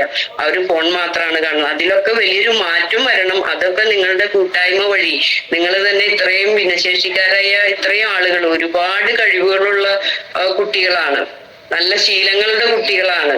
ഇപ്പോ ഒരു കുട്ടിയെ തലോടുക, അല്ലെങ്കിൽ ഒരാളെ കണ്ടു, ഇപ്പൊ ലീന ചേച്ചിനെ തന്നെ കണ്ടു, അല്ലെങ്കിൽ ആരെങ്കിലും കണ്ടു കഴിഞ്ഞാൽ അവരെ മൈൻഡ് ചെയ്ത് കൈ കെട്ടി പിടിക്കുകയോ അവരെ തലോടുകയോ ചെയ്താൽ ആ വരുന്നൊരു മാറ്റം. നമ്മള് ആരാധനാലയത്തില്, അമ്പലത്തിലോ പള്ളിയിലോ പോയി തൊഴുതു പ്രാർത്ഥിക്കുമ്പോൾ കിട്ടുന്ന അതേ പോസിറ്റീവ് എനർജിയാണ് ഒരു സൗഹൃദത്തില് ഒരാളെ കാണുമ്പോൾ നമ്മൾ പരിചയപ്പെടുന്നതും അവരായിട്ട് വിഷ് ചെയ്യുമ്പോഴും കിട്ടുന്ന ഒരു സന്തോഷം. അപ്പോ നമ്മള് ഇപ്പോഴത്തെ കുട്ടികളെ പുറത്തിറങ്ങി കളിക്കാനും അവര് കൂട്ടുകൂടാനും എന്നാലാണ് തിരിച്ചറിവുണ്ടാവുക. എല്ലാവരും നല്ലവരാണ്. പൊട്ട കുട്ടികൾ എന്ന് പറയുന്നത് ആരും തന്നെ ഇല്ല. എങ്ങനെയാണ് പൊട്ട കുട്ടികൾ എന്ന് പറയുന്നത്? അവന്റെ സാഹചര്യം അവനെ പൊട്ട കുട്ടികളോ അല്ലെങ്കിൽ പൊട്ട വ്യക്തികളോ ആക്കുന്നതാണ്. എല്ലാവരും ജനിക്കുമ്പോൾ തന്നെ നല്ല വ്യക്തികളായിട്ടാണ്, നന്മ മാത്രം ചിന്തിക്കാവൂ. നമ്മളുടെ മനസ്സിൽ എപ്പോഴും സന്മാർഗത്തിലൂടെ മാത്രം നന്മ മാത്രം കാണുകയാണ്. ഒരാളെ കാണുമ്പോൾ ആ കുട്ടി ചെറുപ്പത്തിലെ ഒരു തെറ്റ് ചെയ്തത് വെച്ചാൽ അവന് ആ തെറ്റിൽ കൂടെ മാത്രമല്ല കാണുക, അവനിലൊരു നന്മയുണ്ടാകണം. ഒരു കുട്ടി ക്ലാസ്സിലേക്ക് പോകുമ്പോൾ വീട്ടിൽ നിന്ന് വാച്ച് കെട്ടിപ്പോയിരുന്നു. പിന്നെ സ്കൂളിലത്തെ ഒരു ആവശ്യത്തിന് ഒരു 100 രൂപയും കൂടി പിടിച്ചു പോയിരുന്നു. അവൻ അത് ബാഗിൽ വെക്കുകയും ചെയ്തു. കളിക്കാൻ പോകുമ്പോ ചെരുപ്പ് ഊരി വെച്ചു, ബാഗിൽ വെച്ചു. ഈ വാച്ചും ഊരി ബാഗിൽ വെച്ചു, ഈ പൈസയും ബാഗിൽ വെച്ചു. ഇന്റർവെല് കഴിഞ്ഞ്, ഒരു മഠത്തിലാണ് പഠിച്ചിരുന്നത്, ഇന്റർവെല് കഴിഞ്ഞ് കളിയൊക്കെ കഴിഞ്ഞ് വന്നപ്പോ ഇവന്റെ വാച്ചും കാണാനില്ല, പിന്നെ ഈ പൈസ കാണാനില്ല, ചെരുപ്പുണ്ട്. അപ്പോ ഈ കുട്ടി പറഞ്ഞു, ടീച്ചറെ എന്റെ പുതിയ വാച്ചാണ്, അത് കാണുന്നില്ല. പിന്നെ ഒരു 100 രൂപ ഉണ്ടായിരുന്നു, അതും കാണുന്നില്ല എന്ന് പറഞ്ഞു. ടീച്ചറ് വിളിച്ചു. അപ്പോ ചില കുട്ടികൾ പറഞ്ഞു, ഇന്ന ആളുടെ അനിയന്റെ കയ്യില്, ഒരു കുട്ടിയുടെ അതേ ക്ലാസ്സിലുള്ള കുട്ടിയുടെ അനിയന്റെ കയ്യിൽ വാച്ച് ഉണ്ട് എന്ന് പറഞ്ഞു. അപ്പോ ടീച്ചർ എന്ത് ചെയ്തു? ആ കുട്ടിയെ വിളിച്ചു. എന്തിനാണ് നീ ഇത് എടുത്തു എന്ന് പറഞ്ഞിട്ട് ഈ കുട്ടീനെ ചൂരൽ വടി കൊണ്ട് അടിക്കുകയാണ് ചെയ്യുന്നത്. അപ്പൊ ഇതിന്റെ ഉടമയായ, അതായത് വാച്ചിന്റെ ഉടമയും ഈ പൈസയുടെ ഉടമയായ കുട്ടി പറയാണ്, ടീച്ചറെ എന്തിനാണ് അവനെ തല്ലുന്നത്? തല്ലരുത് ടീച്ചറെ എന്നാണ് ആ കൊച്ചു മനസ്സില്, 2ൽ പഠിക്കുന്ന ആ ഒരു കൊച്ചു കുട്ടിയുടെ മനസ്സിൽ പറയുന്ന ഒരു വികാരാണ്, ടീച്ചർ അവനെ അടിക്കരുത്. എന്താന്ന് ചോദിച്ചു. നീ എന്നല്ലേ പറഞ്ഞ പരാതി? നിന്റെ വാച്ചും പൈസയും കണ്ടില്ല എന്ന് പറയുന്നത് നീ തന്നെയല്ല, അതെ ടീച്ചറെ. പക്ഷെ എന്തിനാ നീ പിന്നെ അവനെ അടിക്കരുതെന്ന് പറഞ്ഞെന്ന് ചോദിച്ചപ്പോഴാണ് പറയുന്നത്, ഇവൻ എല്ലാ ദിവസവും ഭക്ഷണം കഴിക്കാറില്ല. എല്ലാ കുട്ടികളും ഭക്ഷണം കൊണ്ടുവരുമ്പോ ഇവന് കൃത്യമായിട്ട് ഭക്ഷണം കഴിക്കാൻ കിട്ടാറില്ല. ഉള്ളു കൊടുക്കുമായിരിക്കും, ഒരു ഉച്ചഭക്ഷണം കൊടുക്കുന്നുണ്ടായിരിക്കും രാവിലെ. കുട്ടികള് ഏറ്റവും അതായത് കുട്ടികൾ തന്നെയല്ല, മുതിർന്നവരായാലും ആദ്യം തന്നെ നമ്മൾ ഭക്ഷണം കഴിക്കണം. പ്രകൃതിയൊക്കെ കണ്ടു കഴിഞ്ഞു കഴിഞ്ഞാൽ നമ്മൾ ഭക്ഷണം കഴിക്കണം. അപ്പൊ ടീച്ചർ തല്ലും ചെയ്തു. ആ കുട്ടിക്ക് അതിയായ വേദനയും, പൈസ പോയാലും കൂടുതൽ വേദന ഉണ്ടായി. അപ്പൊ പറയുന്നത് വെച്ചാൽ അവന്റെ വീട്ടിൽ ഭക്ഷണം കഴിക്കാനില്ല, ഇവൻ രാവിലെ തന്നെ അമ്പലങ്ങളിലൊക്കെ പോകും. ഈ മോഷ്ടിച്ച കുട്ടി എല്ലാ ദിവസവും അമ്പലങ്ങളിലൊക്കെ പോകും.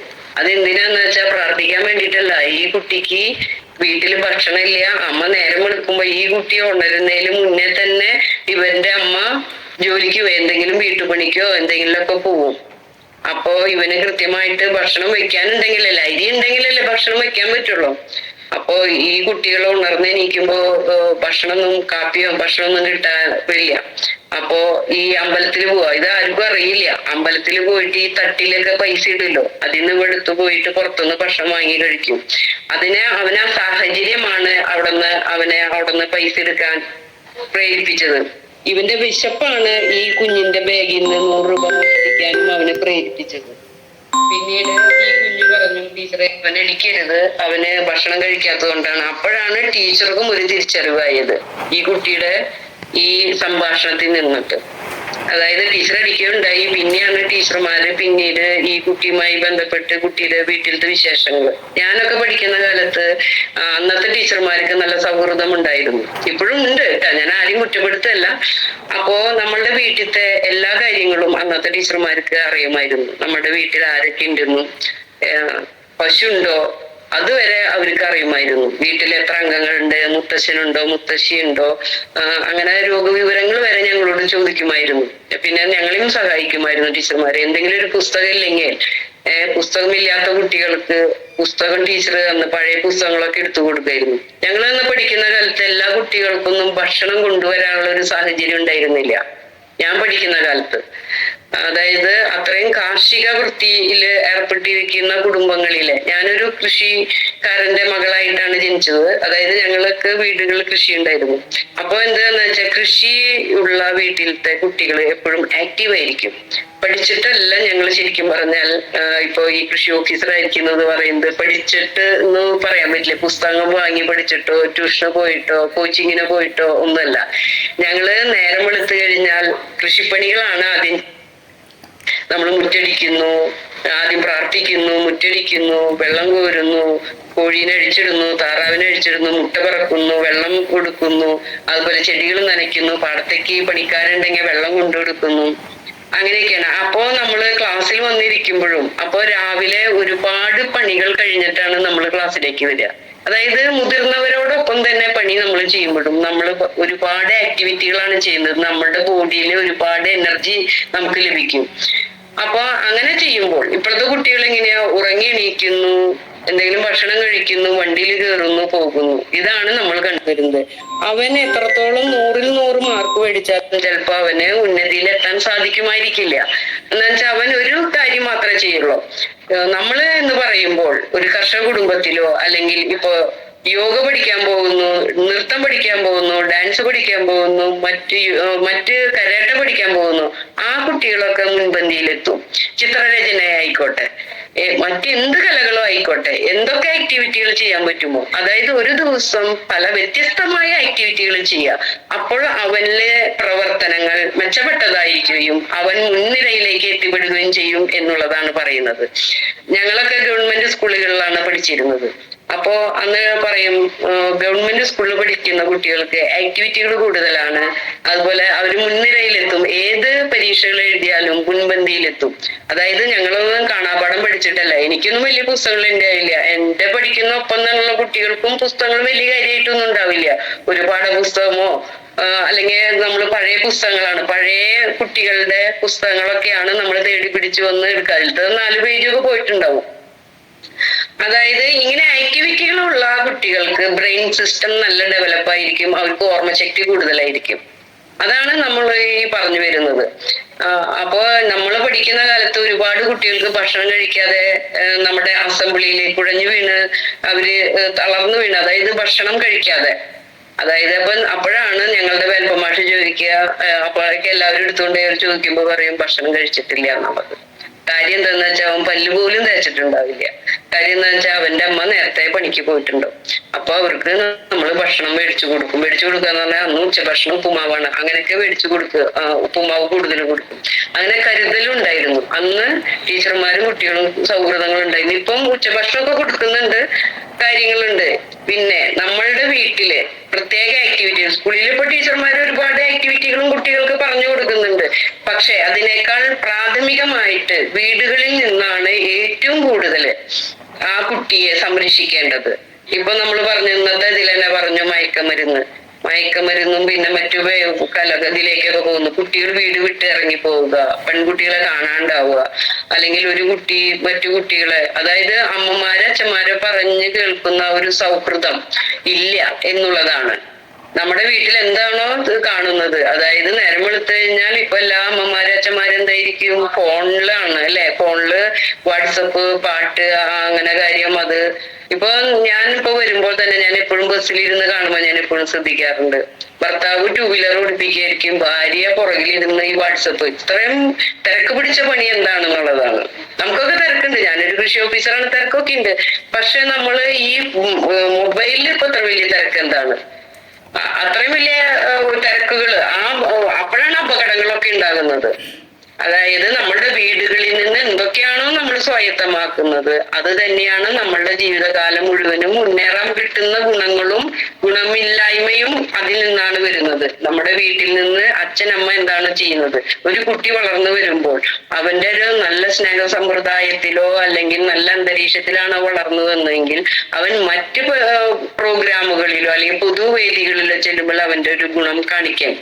അപ്പോ നല്ലൊരു വീട്ടിലാണ് അല്ലെങ്കിൽ ഇപ്പൊ ഒരു വീട്ടില് മോശം അന്തരീക്ഷമാണെന്നേക്കുക, തല്ലുകൂടുക അല്ലെങ്കിൽ വലിച്ചെറിയുക, എന്ത് ചോദിച്ചാലും അമ്മ പാത്രം വലിച്ചെറിയുകയോ അച്ഛൻ എടുത്തു കുത്തുകയോ ചീത്ത വിളിക്കുകയോ, അപ്പൊ ആ കുട്ടി വന്ന് സൗഹൃദ സംഭാഷണം ഉണ്ടാവില്ല.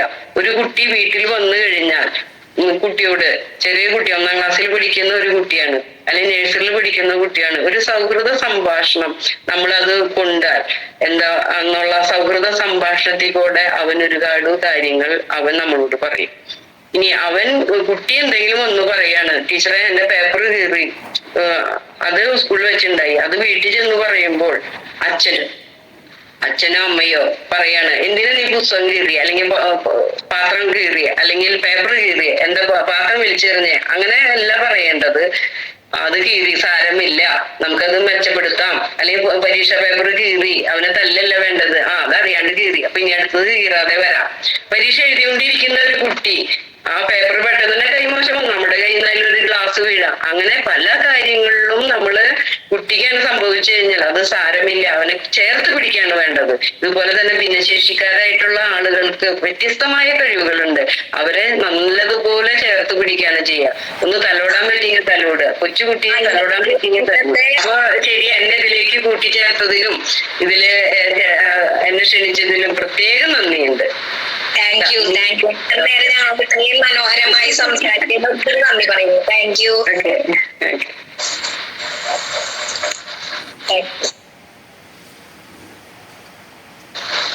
ഇപ്പോഴാണ് കണ്ട് വിശിഷ്ടാതിഥിയായി എത്തിച്ചേർന്നിരിക്കുന്നത് എരുമപ്പെട്ടി ഗ്രാമപഞ്ചായത്ത് standing committee chairperson Shrimati Sumana Sugathan. മാഡത്തെ ഏറ്റവും സ്നേഹത്തോടെ ആദരവോട് ക്ഷണിക്കുന്നു. Welcome to screen. എന്നെ ആദ്യം തന്നെ ഈ ദർശന ക്ലബിന്റെ ഇന്നത്തെ ഈ ഗൂഗിൾ മീറ്റിലേക്ക് എന്നെ ക്ഷണിച്ചതിന് ആദ്യം തന്നെ ഹൃദയത്തിന്റെ ഭാഷയിൽ ഞാൻ എല്ലാവരോടും നന്ദി സ്നേഹം ഈ അവസരത്തിൽ അറിയിക്കുകയാണ്. നമുക്കറിയാം, ഞങ്ങളിപ്പോ എരുമപ്പെട്ടി ഗ്രാമപഞ്ചായത്തില് ഇപ്പോ ഇതില് നിങ്ങളുടെ ഏറ്റവും പ്രിയങ്കരിയായ 2 പേരുണ്ടായില്ലേ. അപ്പൊ എന്തായാലും അവർക്ക് എരുമപ്പെട്ടി ഗ്രാമപഞ്ചായത്തിന്റെ ഈ പ്രാവശ്യത്തെ ഭരണസമിതിയിൽ ചെയ്ത പ്രവർത്തനങ്ങള് നല്ല രീതിയിൽ അവരെ മനസ്സിനെ സ്വാധീനിച്ചിട്ടുണ്ടെന്നുള്ളതിൽ ഞങ്ങൾക്ക് ഏറ്റവും ഉത്തമ ഉദാഹരണം കൂടിയാണ് ഇന്നത്തെ ഈ മീറ്റിംഗിലേക്ക് എന്നെ ക്ഷണിക്കാൻ കാരണമായത് എന്നും കൂടി ഈ അവസരത്തിൽ പറയാണ്. നമുക്കറിയാം, ഇപ്പൊ ഇന്ന് ഞങ്ങള് ഈ ഭിന്നശേഷി നമുക്കറിയാം ഇത്ര ശതമാനം മാറ്റിവെക്കേണ്ടത് തുകയാണുള്ളത് മാറ്റിവെക്കപ്പെടേണ്ടത്. പക്ഷെ അതിൽ പരം ഞങ്ങള് ഭിന്നശേഷി ക്ലസ്റ്ററുകൾ രൂപീകരിച്ചിട്ടുണ്ട്. ഞങ്ങള് എരുമപ്പെട്ടി ഗ്രാമപഞ്ചായത്തിൽ 6 ക്ലസ്റ്ററുകൾ രൂപീകരിച്ചിട്ടാണ് ഭിന്നശേഷി ഗ്രാമസഭകൾ നടത്താറുള്ളത്. കേൾക്കുന്നില്ലേ? അപ്പോ നമ്മൾ ഈ 6 ക്ലസ്റ്ററുകൾ, അതായത് നമ്മൾ ഓരോ പ്രദേശത്ത് ഇപ്പൊ അവർക്ക് പഞ്ചായത്തിലേക്ക് എത്തിപ്പെടാൻ, മറ്റേത് നമ്മൾ പഞ്ചായത്ത് തല ഒരു ഗ്രാമസഭയാണ് നമ്മൾ അവതരിപ്പിക്കാറ്. ഇത് അവരുടെ നിർദ്ദേശങ്ങൾ തന്നെ നമ്മൾ കേൾക്കാൻ വേണ്ടി ആ പ്രദേശത്തേക്ക് നമ്മൾ പോവുകയാണ് ചെയ്യണത്. ഇപ്പൊ ഒരു 3-4 വാർഡ്, 2 വാർഡ് അങ്ങനെ കേന്ദ്രീകരിച്ച് 18 വാർഡാണ് എരുമപ്പെട്ടി ഗ്രാമപഞ്ചായത്തിലുള്ളത്. അപ്പൊ ആ 18 വാർഡിൽ കൂടി 6 ക്ലസ്റ്ററുകൾ രൂപീകരിച്ച് അവരുടെ പ്രദേശത്ത് പോയി അവരുടെ നിർദ്ദേശങ്ങൾ കേട്ടിട്ടാണ് നമ്മൾ പദ്ധതികൾ ആവിഷ്കരിച്ചിട്ടുള്ളത്. അവരുടെ അഭിപ്രായങ്ങൾ മാനിച്ചുകൊണ്ടാണ് നമ്മൾ പദ്ധതികളൊക്കെ രൂപീകരിച്ചത്.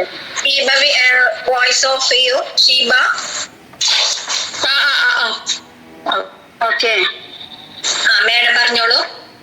അപ്പൊ നമുക്കറിയാം, ഇന്നിപ്പോ അവർക്ക് നമ്മൾ ഇന്ന പദ്ധതി വെച്ചിട്ട് ആ ഉപകരണം കൊടുക്കല്ല ചെയ്യണത്. നമ്മള് ഭിന്നശേഷിക്കാർക്കായാലും വയോജനങ്ങൾക്കായാലും അവരുടെ ഗ്രാമസഭയിൽ നിർദ്ദേശം കേട്ട് ക്യാമ്പ് വെക്കുകയാണ് ചെയ്യുന്നത്. ആ ക്യാമ്പില് അവർക്ക് എന്താണോ ആവശ്യം എന്നുള്ളത് ഡോക്ടർ സാക്ഷ്യപ്പെടുത്തിയതിന്റെ അടിസ്ഥാനത്തിലാണ് നമ്മൾ പഞ്ചായത്ത് പദ്ധതികൾ ചെയ്തു വരുന്നത്. അപ്പൊ അവർക്ക് തന്നെ അറിയാം, ഇന്നിപ്പോ ഒരാൾക്ക് കാലിന് ഇപ്പോ ഉയരക്കുറവായ കാരണം ചെരുപ്പിന്റെ പ്രശ്നങ്ങൾ ഉണ്ടാവും, കാലുകൾ ആവശ്യമായിട്ടുള്ളത് ഉണ്ടാവും, അതുപോലെ വീൽ ചെയറുകള്, സ്റ്റിക്ക്, അങ്ങനെ പലതരത്തിലും ഓരോരുത്തർക്കും പല രീതിയിലുള്ള ഉപകരണങ്ങളാണ്, കേൾവി പ്രശ്നം, അങ്ങനെ അവർക്ക് എന്താണോ വേണ്ടതെന്നുള്ളത് ഡോക്ടർ അവരെ പരിശോധിച്ച് സാക്ഷ്യപ്പെടുത്തിയതിന്റെ അടിസ്ഥാനത്തിലാണ് നമ്മൾ പദ്ധതികൾ ആവിഷ്കരിച്ച് ഇപ്രാവശ്യം അവർക്ക് നല്ല രീതിയിൽ എമൗണ്ട് വെച്ച എമൗണ്ടും പോരാതെ പിന്നീടും പദ്ധതി ആവർത്തനത്തിൽ നമ്മൾ അവർക്ക് വിഹിതം മാറ്റി വെച്ചിട്ട് അവര് നല്ല രീതിയിൽ അവര് നമ്മളെ ചേർത്ത് പിടിച്ചുകൊണ്ടാണ് ഭരണസമിതി മുന്നോട്ട് പോയിരിക്കുന്നത്. ഞങ്ങൾക്കും അഭിമാനമുണ്ട് നല്ല രീതിയിൽ അവരുടെ ഒപ്പം ചേർന്ന് പ്രവർത്തിക്കാൻ സാധിച്ചു എന്നുള്ളത്. ഇതില് 2 പേരുണ്ട്. അവർക്ക് ചോദിച്ചാൽ അവരും പറയും നമ്മുടെ പഞ്ചായത്ത് എന്താണോ അവർക്ക് വേണ്ടി അവരുടെ ഒപ്പം നിന്നിട്ടുണ്ടോ എന്നുള്ളതും കൂടി അവര് പറയുമ്പോഴും കൂടിയാണല്ലോ അത് പൂർണ്ണത ഉണ്ടാകുക.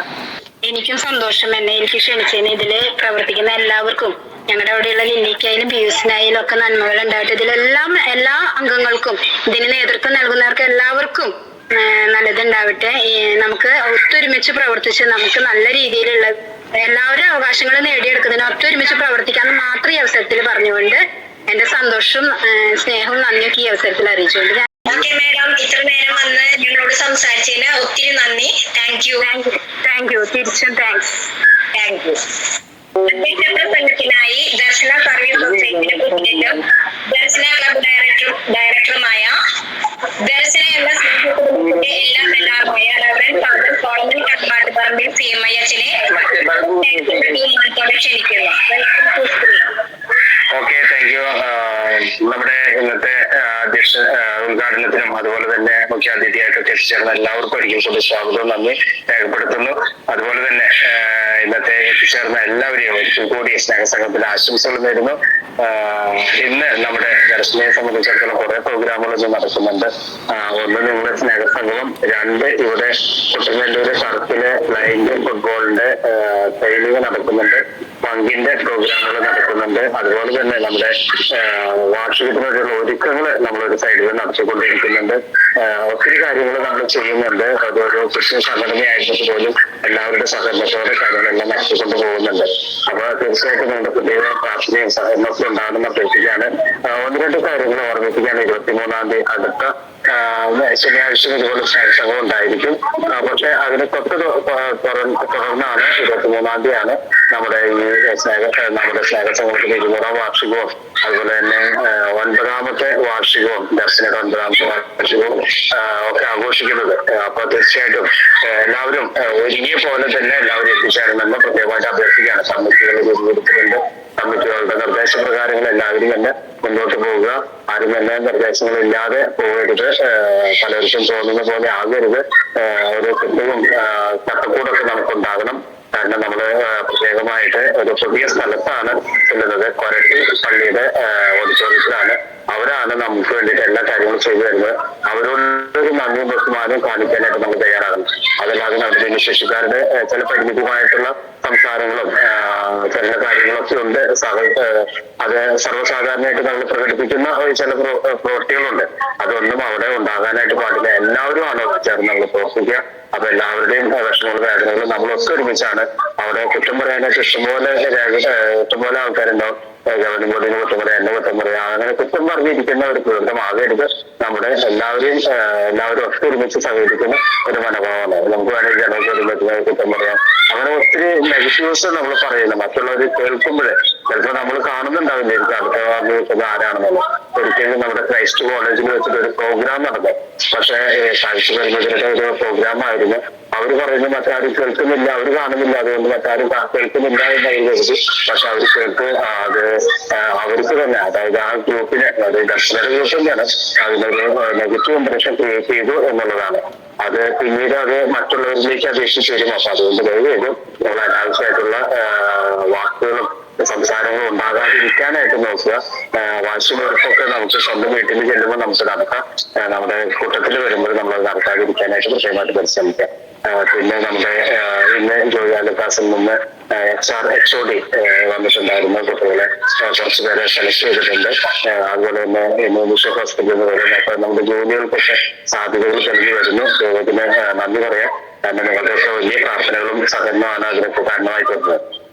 അപ്പോ നമ്മുടെ അടുത്ത 1-ാം തീയതി മുതൽ നിങ്ങൾക്കറിയാവുന്ന പോലെ നല്ല അയൽക്കാർ എന്ന് പറഞ്ഞിട്ടുള്ള ഒരു പ്രോഗ്രാം ഉണ്ട്. അതിലേക്ക് എല്ലാവരും പേര് ചെയ്യുക. ഇപ്പൊ ഒരു വിഷമം പറയുന്നത് നല്ല അയൽവാസികൾ കിട്ടുന്നില്ല എന്നുള്ളതാണ്. നല്ല അയൽവാസികളായിട്ട് കിട്ടണ്ടേ, വീഡിയോ എടുക്കാൻ പറ്റണ്ടേ, അവർ നല്ലത് പറയണ്ടേ എന്നുള്ളതൊക്കെയാണ് ചോദ്യങ്ങൾ വരുന്നത്. അതിന് നമ്മളും ഒരു കാരണമാണെന്ന് നമ്മൾ സ്വയം ചിന്തിക്കുക. നല്ല അയൽവാസ ബന്ധം നമുക്കുണ്ടോ എന്ന് ചിന്തിക്കുക. അതുപോലെ തന്നെ നമ്മൾ അവരുമായിട്ട് നല്ല സ്നേഹബന്ധത്തിലാണോ എന്ന് ചിന്തിക്കുക. ഈ അയൽവാസികൾ തൊട്ടടുത്ത വീട് തന്നെ വേണമെന്നൊന്നുമില്ല, മറിച്ച് നമ്മുടെ ബന്ധുമിത്രാദികൾ ആരുമായിക്കൊള്ളട്ടെ, പക്ഷെ നമ്മുടെ അയൽവാസികളാണ്, അയൽക്കാരാണെന്നുള്ളൊരു ചിന്ത നമുക്കുണ്ടാവട്ടെ. അപ്പൊ അതനുസരിച്ച് മുന്നോട്ട് പോകാനായിട്ട് പരിശ്രമിക്കുക. അതിലെല്ലാവരും പേര് നൽകണമെന്ന് പ്രത്യേകമായിട്ട് അഭ്യർത്ഥിക്കുന്നു.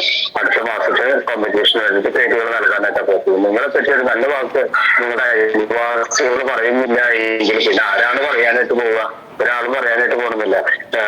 മറ്റേ നിങ്ങൾ എന്നും പരാതിപക്ഷികൾ മാത്രമായിരിക്കും. എനിക്കത് തന്നില്ല എങ്ങനെ സ്വന്തം അയൽവാസികൾ നിങ്ങൾ അറിയുന്നു, മനസ്സിലാക്കുന്നുണ്ട് എങ്കിൽ തീർച്ചയായിട്ടും അത് നിങ്ങളുടെ മേന്മയായിട്ട് മനസ്സിലാക്കാൻ പറ്റും.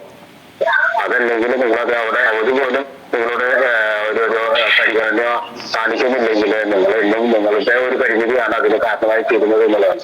അപ്പൊ എത്രമാത്രം ആൾക്കാരെ നിങ്ങൾക്ക് ഉൾക്കൊള്ളിക്കാൻ പറ്റുമോ അത്രയും വെച്ചിട്ടൊരു വീഡിയോ ഒക്കെ ചെയ്ത് പെട്ടെന്ന് അവിടെ ശരിയാക്കണമെന്ന് കൃത്യമായിട്ട് അഭ്യർത്ഥിക്കുകയാണ്. എല്ലാവർക്കും ഒരിക്കൽ കൂടി സ്നേഹസംഗമത്തിന്റെ ആശംസകൾ നേർന്നുകൊള്ളുന്നു. നന്ദി, നമസ്കാരം. ഏറ്റവും സ്നേഹം നിറഞ്ഞ സ്നേഹസംഗമം പ്രോഗ്രാമിന് എത്തിച്ചേർന്ന വിശിഷ്ട വ്യക്തികളെ, അതുപോലെ വിവിധ ഗ്രൂപ്പുകളിൽ നിന്ന് എത്തിച്ചേർന്നിരിക്കുന്ന ലീഡർമാരെ, ഗ്രൂപ്പ് അംഗങ്ങളെ എല്ലാവർക്കും നമസ്കാരം. ഇന്നത്തെ സ്നേഹസംഗമം വളരെ വിലപ്പെട്ടതും അതുപോലെ തന്നെ ഒത്തിരി സമയം, ഒരു 1.5 മണിക്കൂറിലധികം ഇന്ന് സമയം സ്നേഹസംഗമം പ്രോഗ്രാമിൽ നമ്മൾ ചെലവഴിച്ചു. പല കാര്യങ്ങളും നമുക്ക് അറിയുവാനായിട്ട് സാധിച്ചു. ആദ്യം തന്നെ ഇന്നത്തെ പ്രോഗ്രാം ഉദ്ഘാടനം ചെയ്യാനായി എത്തിച്ചേർന്നത് മൂരിയാട് പള്ളി വികാരി റവറൻ ഫാദർ ജോയ് പാലിയേക്കര അച്ഛൻ. വളരെ നല്ല ഒരു മോട്ടിവേഷൻ ക്ലാസ്സാണ് നമുക്ക് തന്നിരിക്കുന്നത്. ബൈബിളിൽ മോശയുടെ പേര് പറഞ്ഞുകൊണ്ട് നമ്മുടെയൊക്കെ വിശുദ്ധനായി വരാൻ മധ്യസ്ഥം വഹിക്കുന്ന വ്യക്തിയാണെന്ന് വരെ വ്യക്തമായി പറഞ്ഞു തന്നു. വിക്കിലാണ് മോശയുടെ കുറവ് എന്ന് പറയുകയും ആ കുറവിനെ നിറവുകളാക്കി മാറ്റി കൊടുത്തത് എങ്ങനെയെന്ന് വിശദമാക്കുകയും ചെയ്ത ഇന്നത്തെ ഉദ്ഘാടകൻ ഫാദർ ജോയ് പാലിയേക്കര, ഇരിങ്ങാലക്കുട രൂപത മൂൺ VG ആയിരുന്ന അച്ഛനെ ഏറ്റവും സ്നേഹത്തോടെ ദർശന സർവീസ് സൊസൈറ്റിയുടെയും ദർശന ക്ലബിൻ്റെയും നന്ദി അറിയിക്കുന്നു. അടുത്തതായി സ്നേഹസംഗമത്തിൽ മുഖ്യ അതിഥിയായി എത്തിച്ചേർന്ന കൃഷി ഓഫീസർ നാട്ടിക ശ്രീമതി ശുഭ NV വളരെ മനോഹരമായി സ്നേഹവും നന്മയും അവതരിപ്പിക്കുകയും ജീവൻ്റെ വില പറഞ്ഞു മനസ്സിലാക്കുകയും കൃഷി ആരോഗ്യത്തിന് എന്ന സബ്ജക്റ്റ് നല്ല രീതിയിൽ അവതരിപ്പിക്കുകയും ചെയ്ത മേഡത്തിന് ഏറ്റവും സ്നേഹത്തോടെ ദർശന ക്ലബിൻ്റെ പേരിൽ നന്ദി അറിയിക്കുന്നു. ഇന്നത്തെ സ്നേഹസംഗമത്തിൽ അധ്യക്ഷനായി എത്തിച്ചേർന്ന ദർശന സർവീസ് സൊസൈറ്റിയുടെ പ്രസിഡന്റും ദർശന ക്ലബിൻ്റെ ഡയറക്ടറുമായ റവറൻ ഫാദർ സോളമൻ കടമ്പാട്ട് പറമ്പിൽ CMA അച്ഛനെ ഏറ്റവും സ്നേഹത്തോടെ ഇന്നത്തെ ഈ സ്നേഹസംഗമത്തിൻ്റെ എല്ലാവിധ ആശംസകളും നന്ദിയും അറിയിക്കുന്നു. അതുപോലെ ഇന്നത്തെ ഈ സ്നേഹസംഗമത്തിൽ എത്തിച്ചേർന്ന എരുമപ്പെട്ടി ഗ്രാമപഞ്ചായത്ത് ക്ഷേമകാര്യ standing committee chairperson Shrimati Sumana Sugathan വളരെ വ്യക്തമായി എരുമപ്പെട്ടി പഞ്ചായത്തിൻ്റെ വികസന പ്രവർത്തനങ്ങളിൽ ഭിന്നശേഷിക്കാരെ എങ്ങനെ കൂടെ നിർത്തുന്നു എന്ന രീതിയിൽ സംസാരിക്കുകയും ഭിന്നശേഷിക്കാരുടെ സംശയങ്ങൾ മാറത്തക്ക രീതിയിൽ സംസാരിക്കുകയും ചെയ്തു. വളരെ സ്നേഹത്തോടെ ശ്രീമതി സുമന സുഗതനെ ദർശന സർവീസ് സൊസൈറ്റിയുടെയും ദർശന ക്ലബിൻ്റെയും പേരിൽ നന്ദി അറിയിക്കുന്നു. ഇന്നത്തെ ഈ സ്നേഹസംഗമം വളരെ മനോഹരമായി ആങ്കറിങ് ചെയ്തുകൊണ്ടിരിക്കുന്ന കുമാരി ലീന നാട്ടികയെ പ്രത്യേകം സ്നേഹസംഗമത്തിൻ്റെ പേരിൽ നന്ദി അറിയിക്കുന്നു. ഇന്നത്തെ ഈ സ്നേഹസംഗമം പ്രാർത്ഥനയോടെ വലിയ ചൈതന്യം കൊണ്ടുവന്ന കുമാരി മേരി വടൂക്കരയെ ഏറ്റവും സ്നേഹത്തോടെ ദർശന സർവീസ് സൊസൈറ്റിയുടെയും ദർശന ക്ലബിൻ്റെയും പേരിൽ നന്ദി അറിയിക്കുന്നു. ഇന്നത്തെ സ്നേഹസംഗമത്തിൽ വിശിഷ്ട വ്യക്തികളെ വളരെ വ്യക്തമായി സ്വാഗതം ചെയ്ത ജിഫിൻ ഇരിങ്ങാലക്കുടയെ ഏറ്റവും സ്നേഹത്തോടെ ദർശന ക്ലബിൻ്റെ പേരിൽ നന്ദി അറിയിക്കുന്നു. ദർശന സർവീസ് സൊസൈറ്റിയുടെയും ദർശന ക്ലബിൻ്റെയും റിപ്പോർട്ട് വളരെ മനോഹരമായി അവതരിപ്പിച്ചുകൊണ്ടിരിക്കുന്ന ശ്രീമാൻ ജോസ് കൊരട്ടി ചേട്ടനെ ഏറ്റവും സ്നേഹത്തോടെ ഈ സ്നേഹസംഗമത്തിൻ്റെ പേരിലും ദർശന ക്ലബിൻ്റെ പേരിലും ഇവിടെ എത്തിച്ചേർന്ന ഓരോരുത്തരുടെ പേരിലും നന്ദി അറിയിക്കുന്നു. ഇന്നത്തെ ഈ സ്നേഹസംഗമത്തിൽ വിവിധ ഗ്രൂപ്പുകളിൽ നിന്ന് എത്തിച്ചേർന്ന ലീഡർമാരെയും മറ്റു ഗ്രൂപ്പ് അംഗങ്ങളെയും പ്രത്യേകം നന്ദി അറിയിക്കുന്നു. അതുപോലെ ഇന്നത്തെ സ്നേഹസംഗമത്തിൽ ആശംസ പറയാനായി എത്തിച്ചേർന്നിരുന്ന കുമാരി ഷാലി വെങ്ങിലിശ്ശേരിക്ക് കയറാൻ പറ്റാത്തത് കൊണ്ടാണ് എനിക്ക് ഈ അവസരം എത്തിച്ചേർന്നത്. എന്തായാലും കുമാരി ഷാലിക്കും വെങ്ങിലിശ്ശേരി ഏറ്റവും സ്നേഹത്തോടെ നന്ദി അറിയിക്കുന്നു. അതുപോലെ ഒരിക്കൽ കൂടി എല്ലാവർക്കും നന്ദി പറഞ്ഞുകൊണ്ട് ഈ സ്നേഹസംഗമത്തിൽ എത്തിച്ചേർന്നതിന് പ്രത്യേകം നന്ദി അറിയിച്ചുകൊണ്ട് നിർത്തുന്നു. എല്ലാവർക്കും നന്ദി, നമസ്കാരം.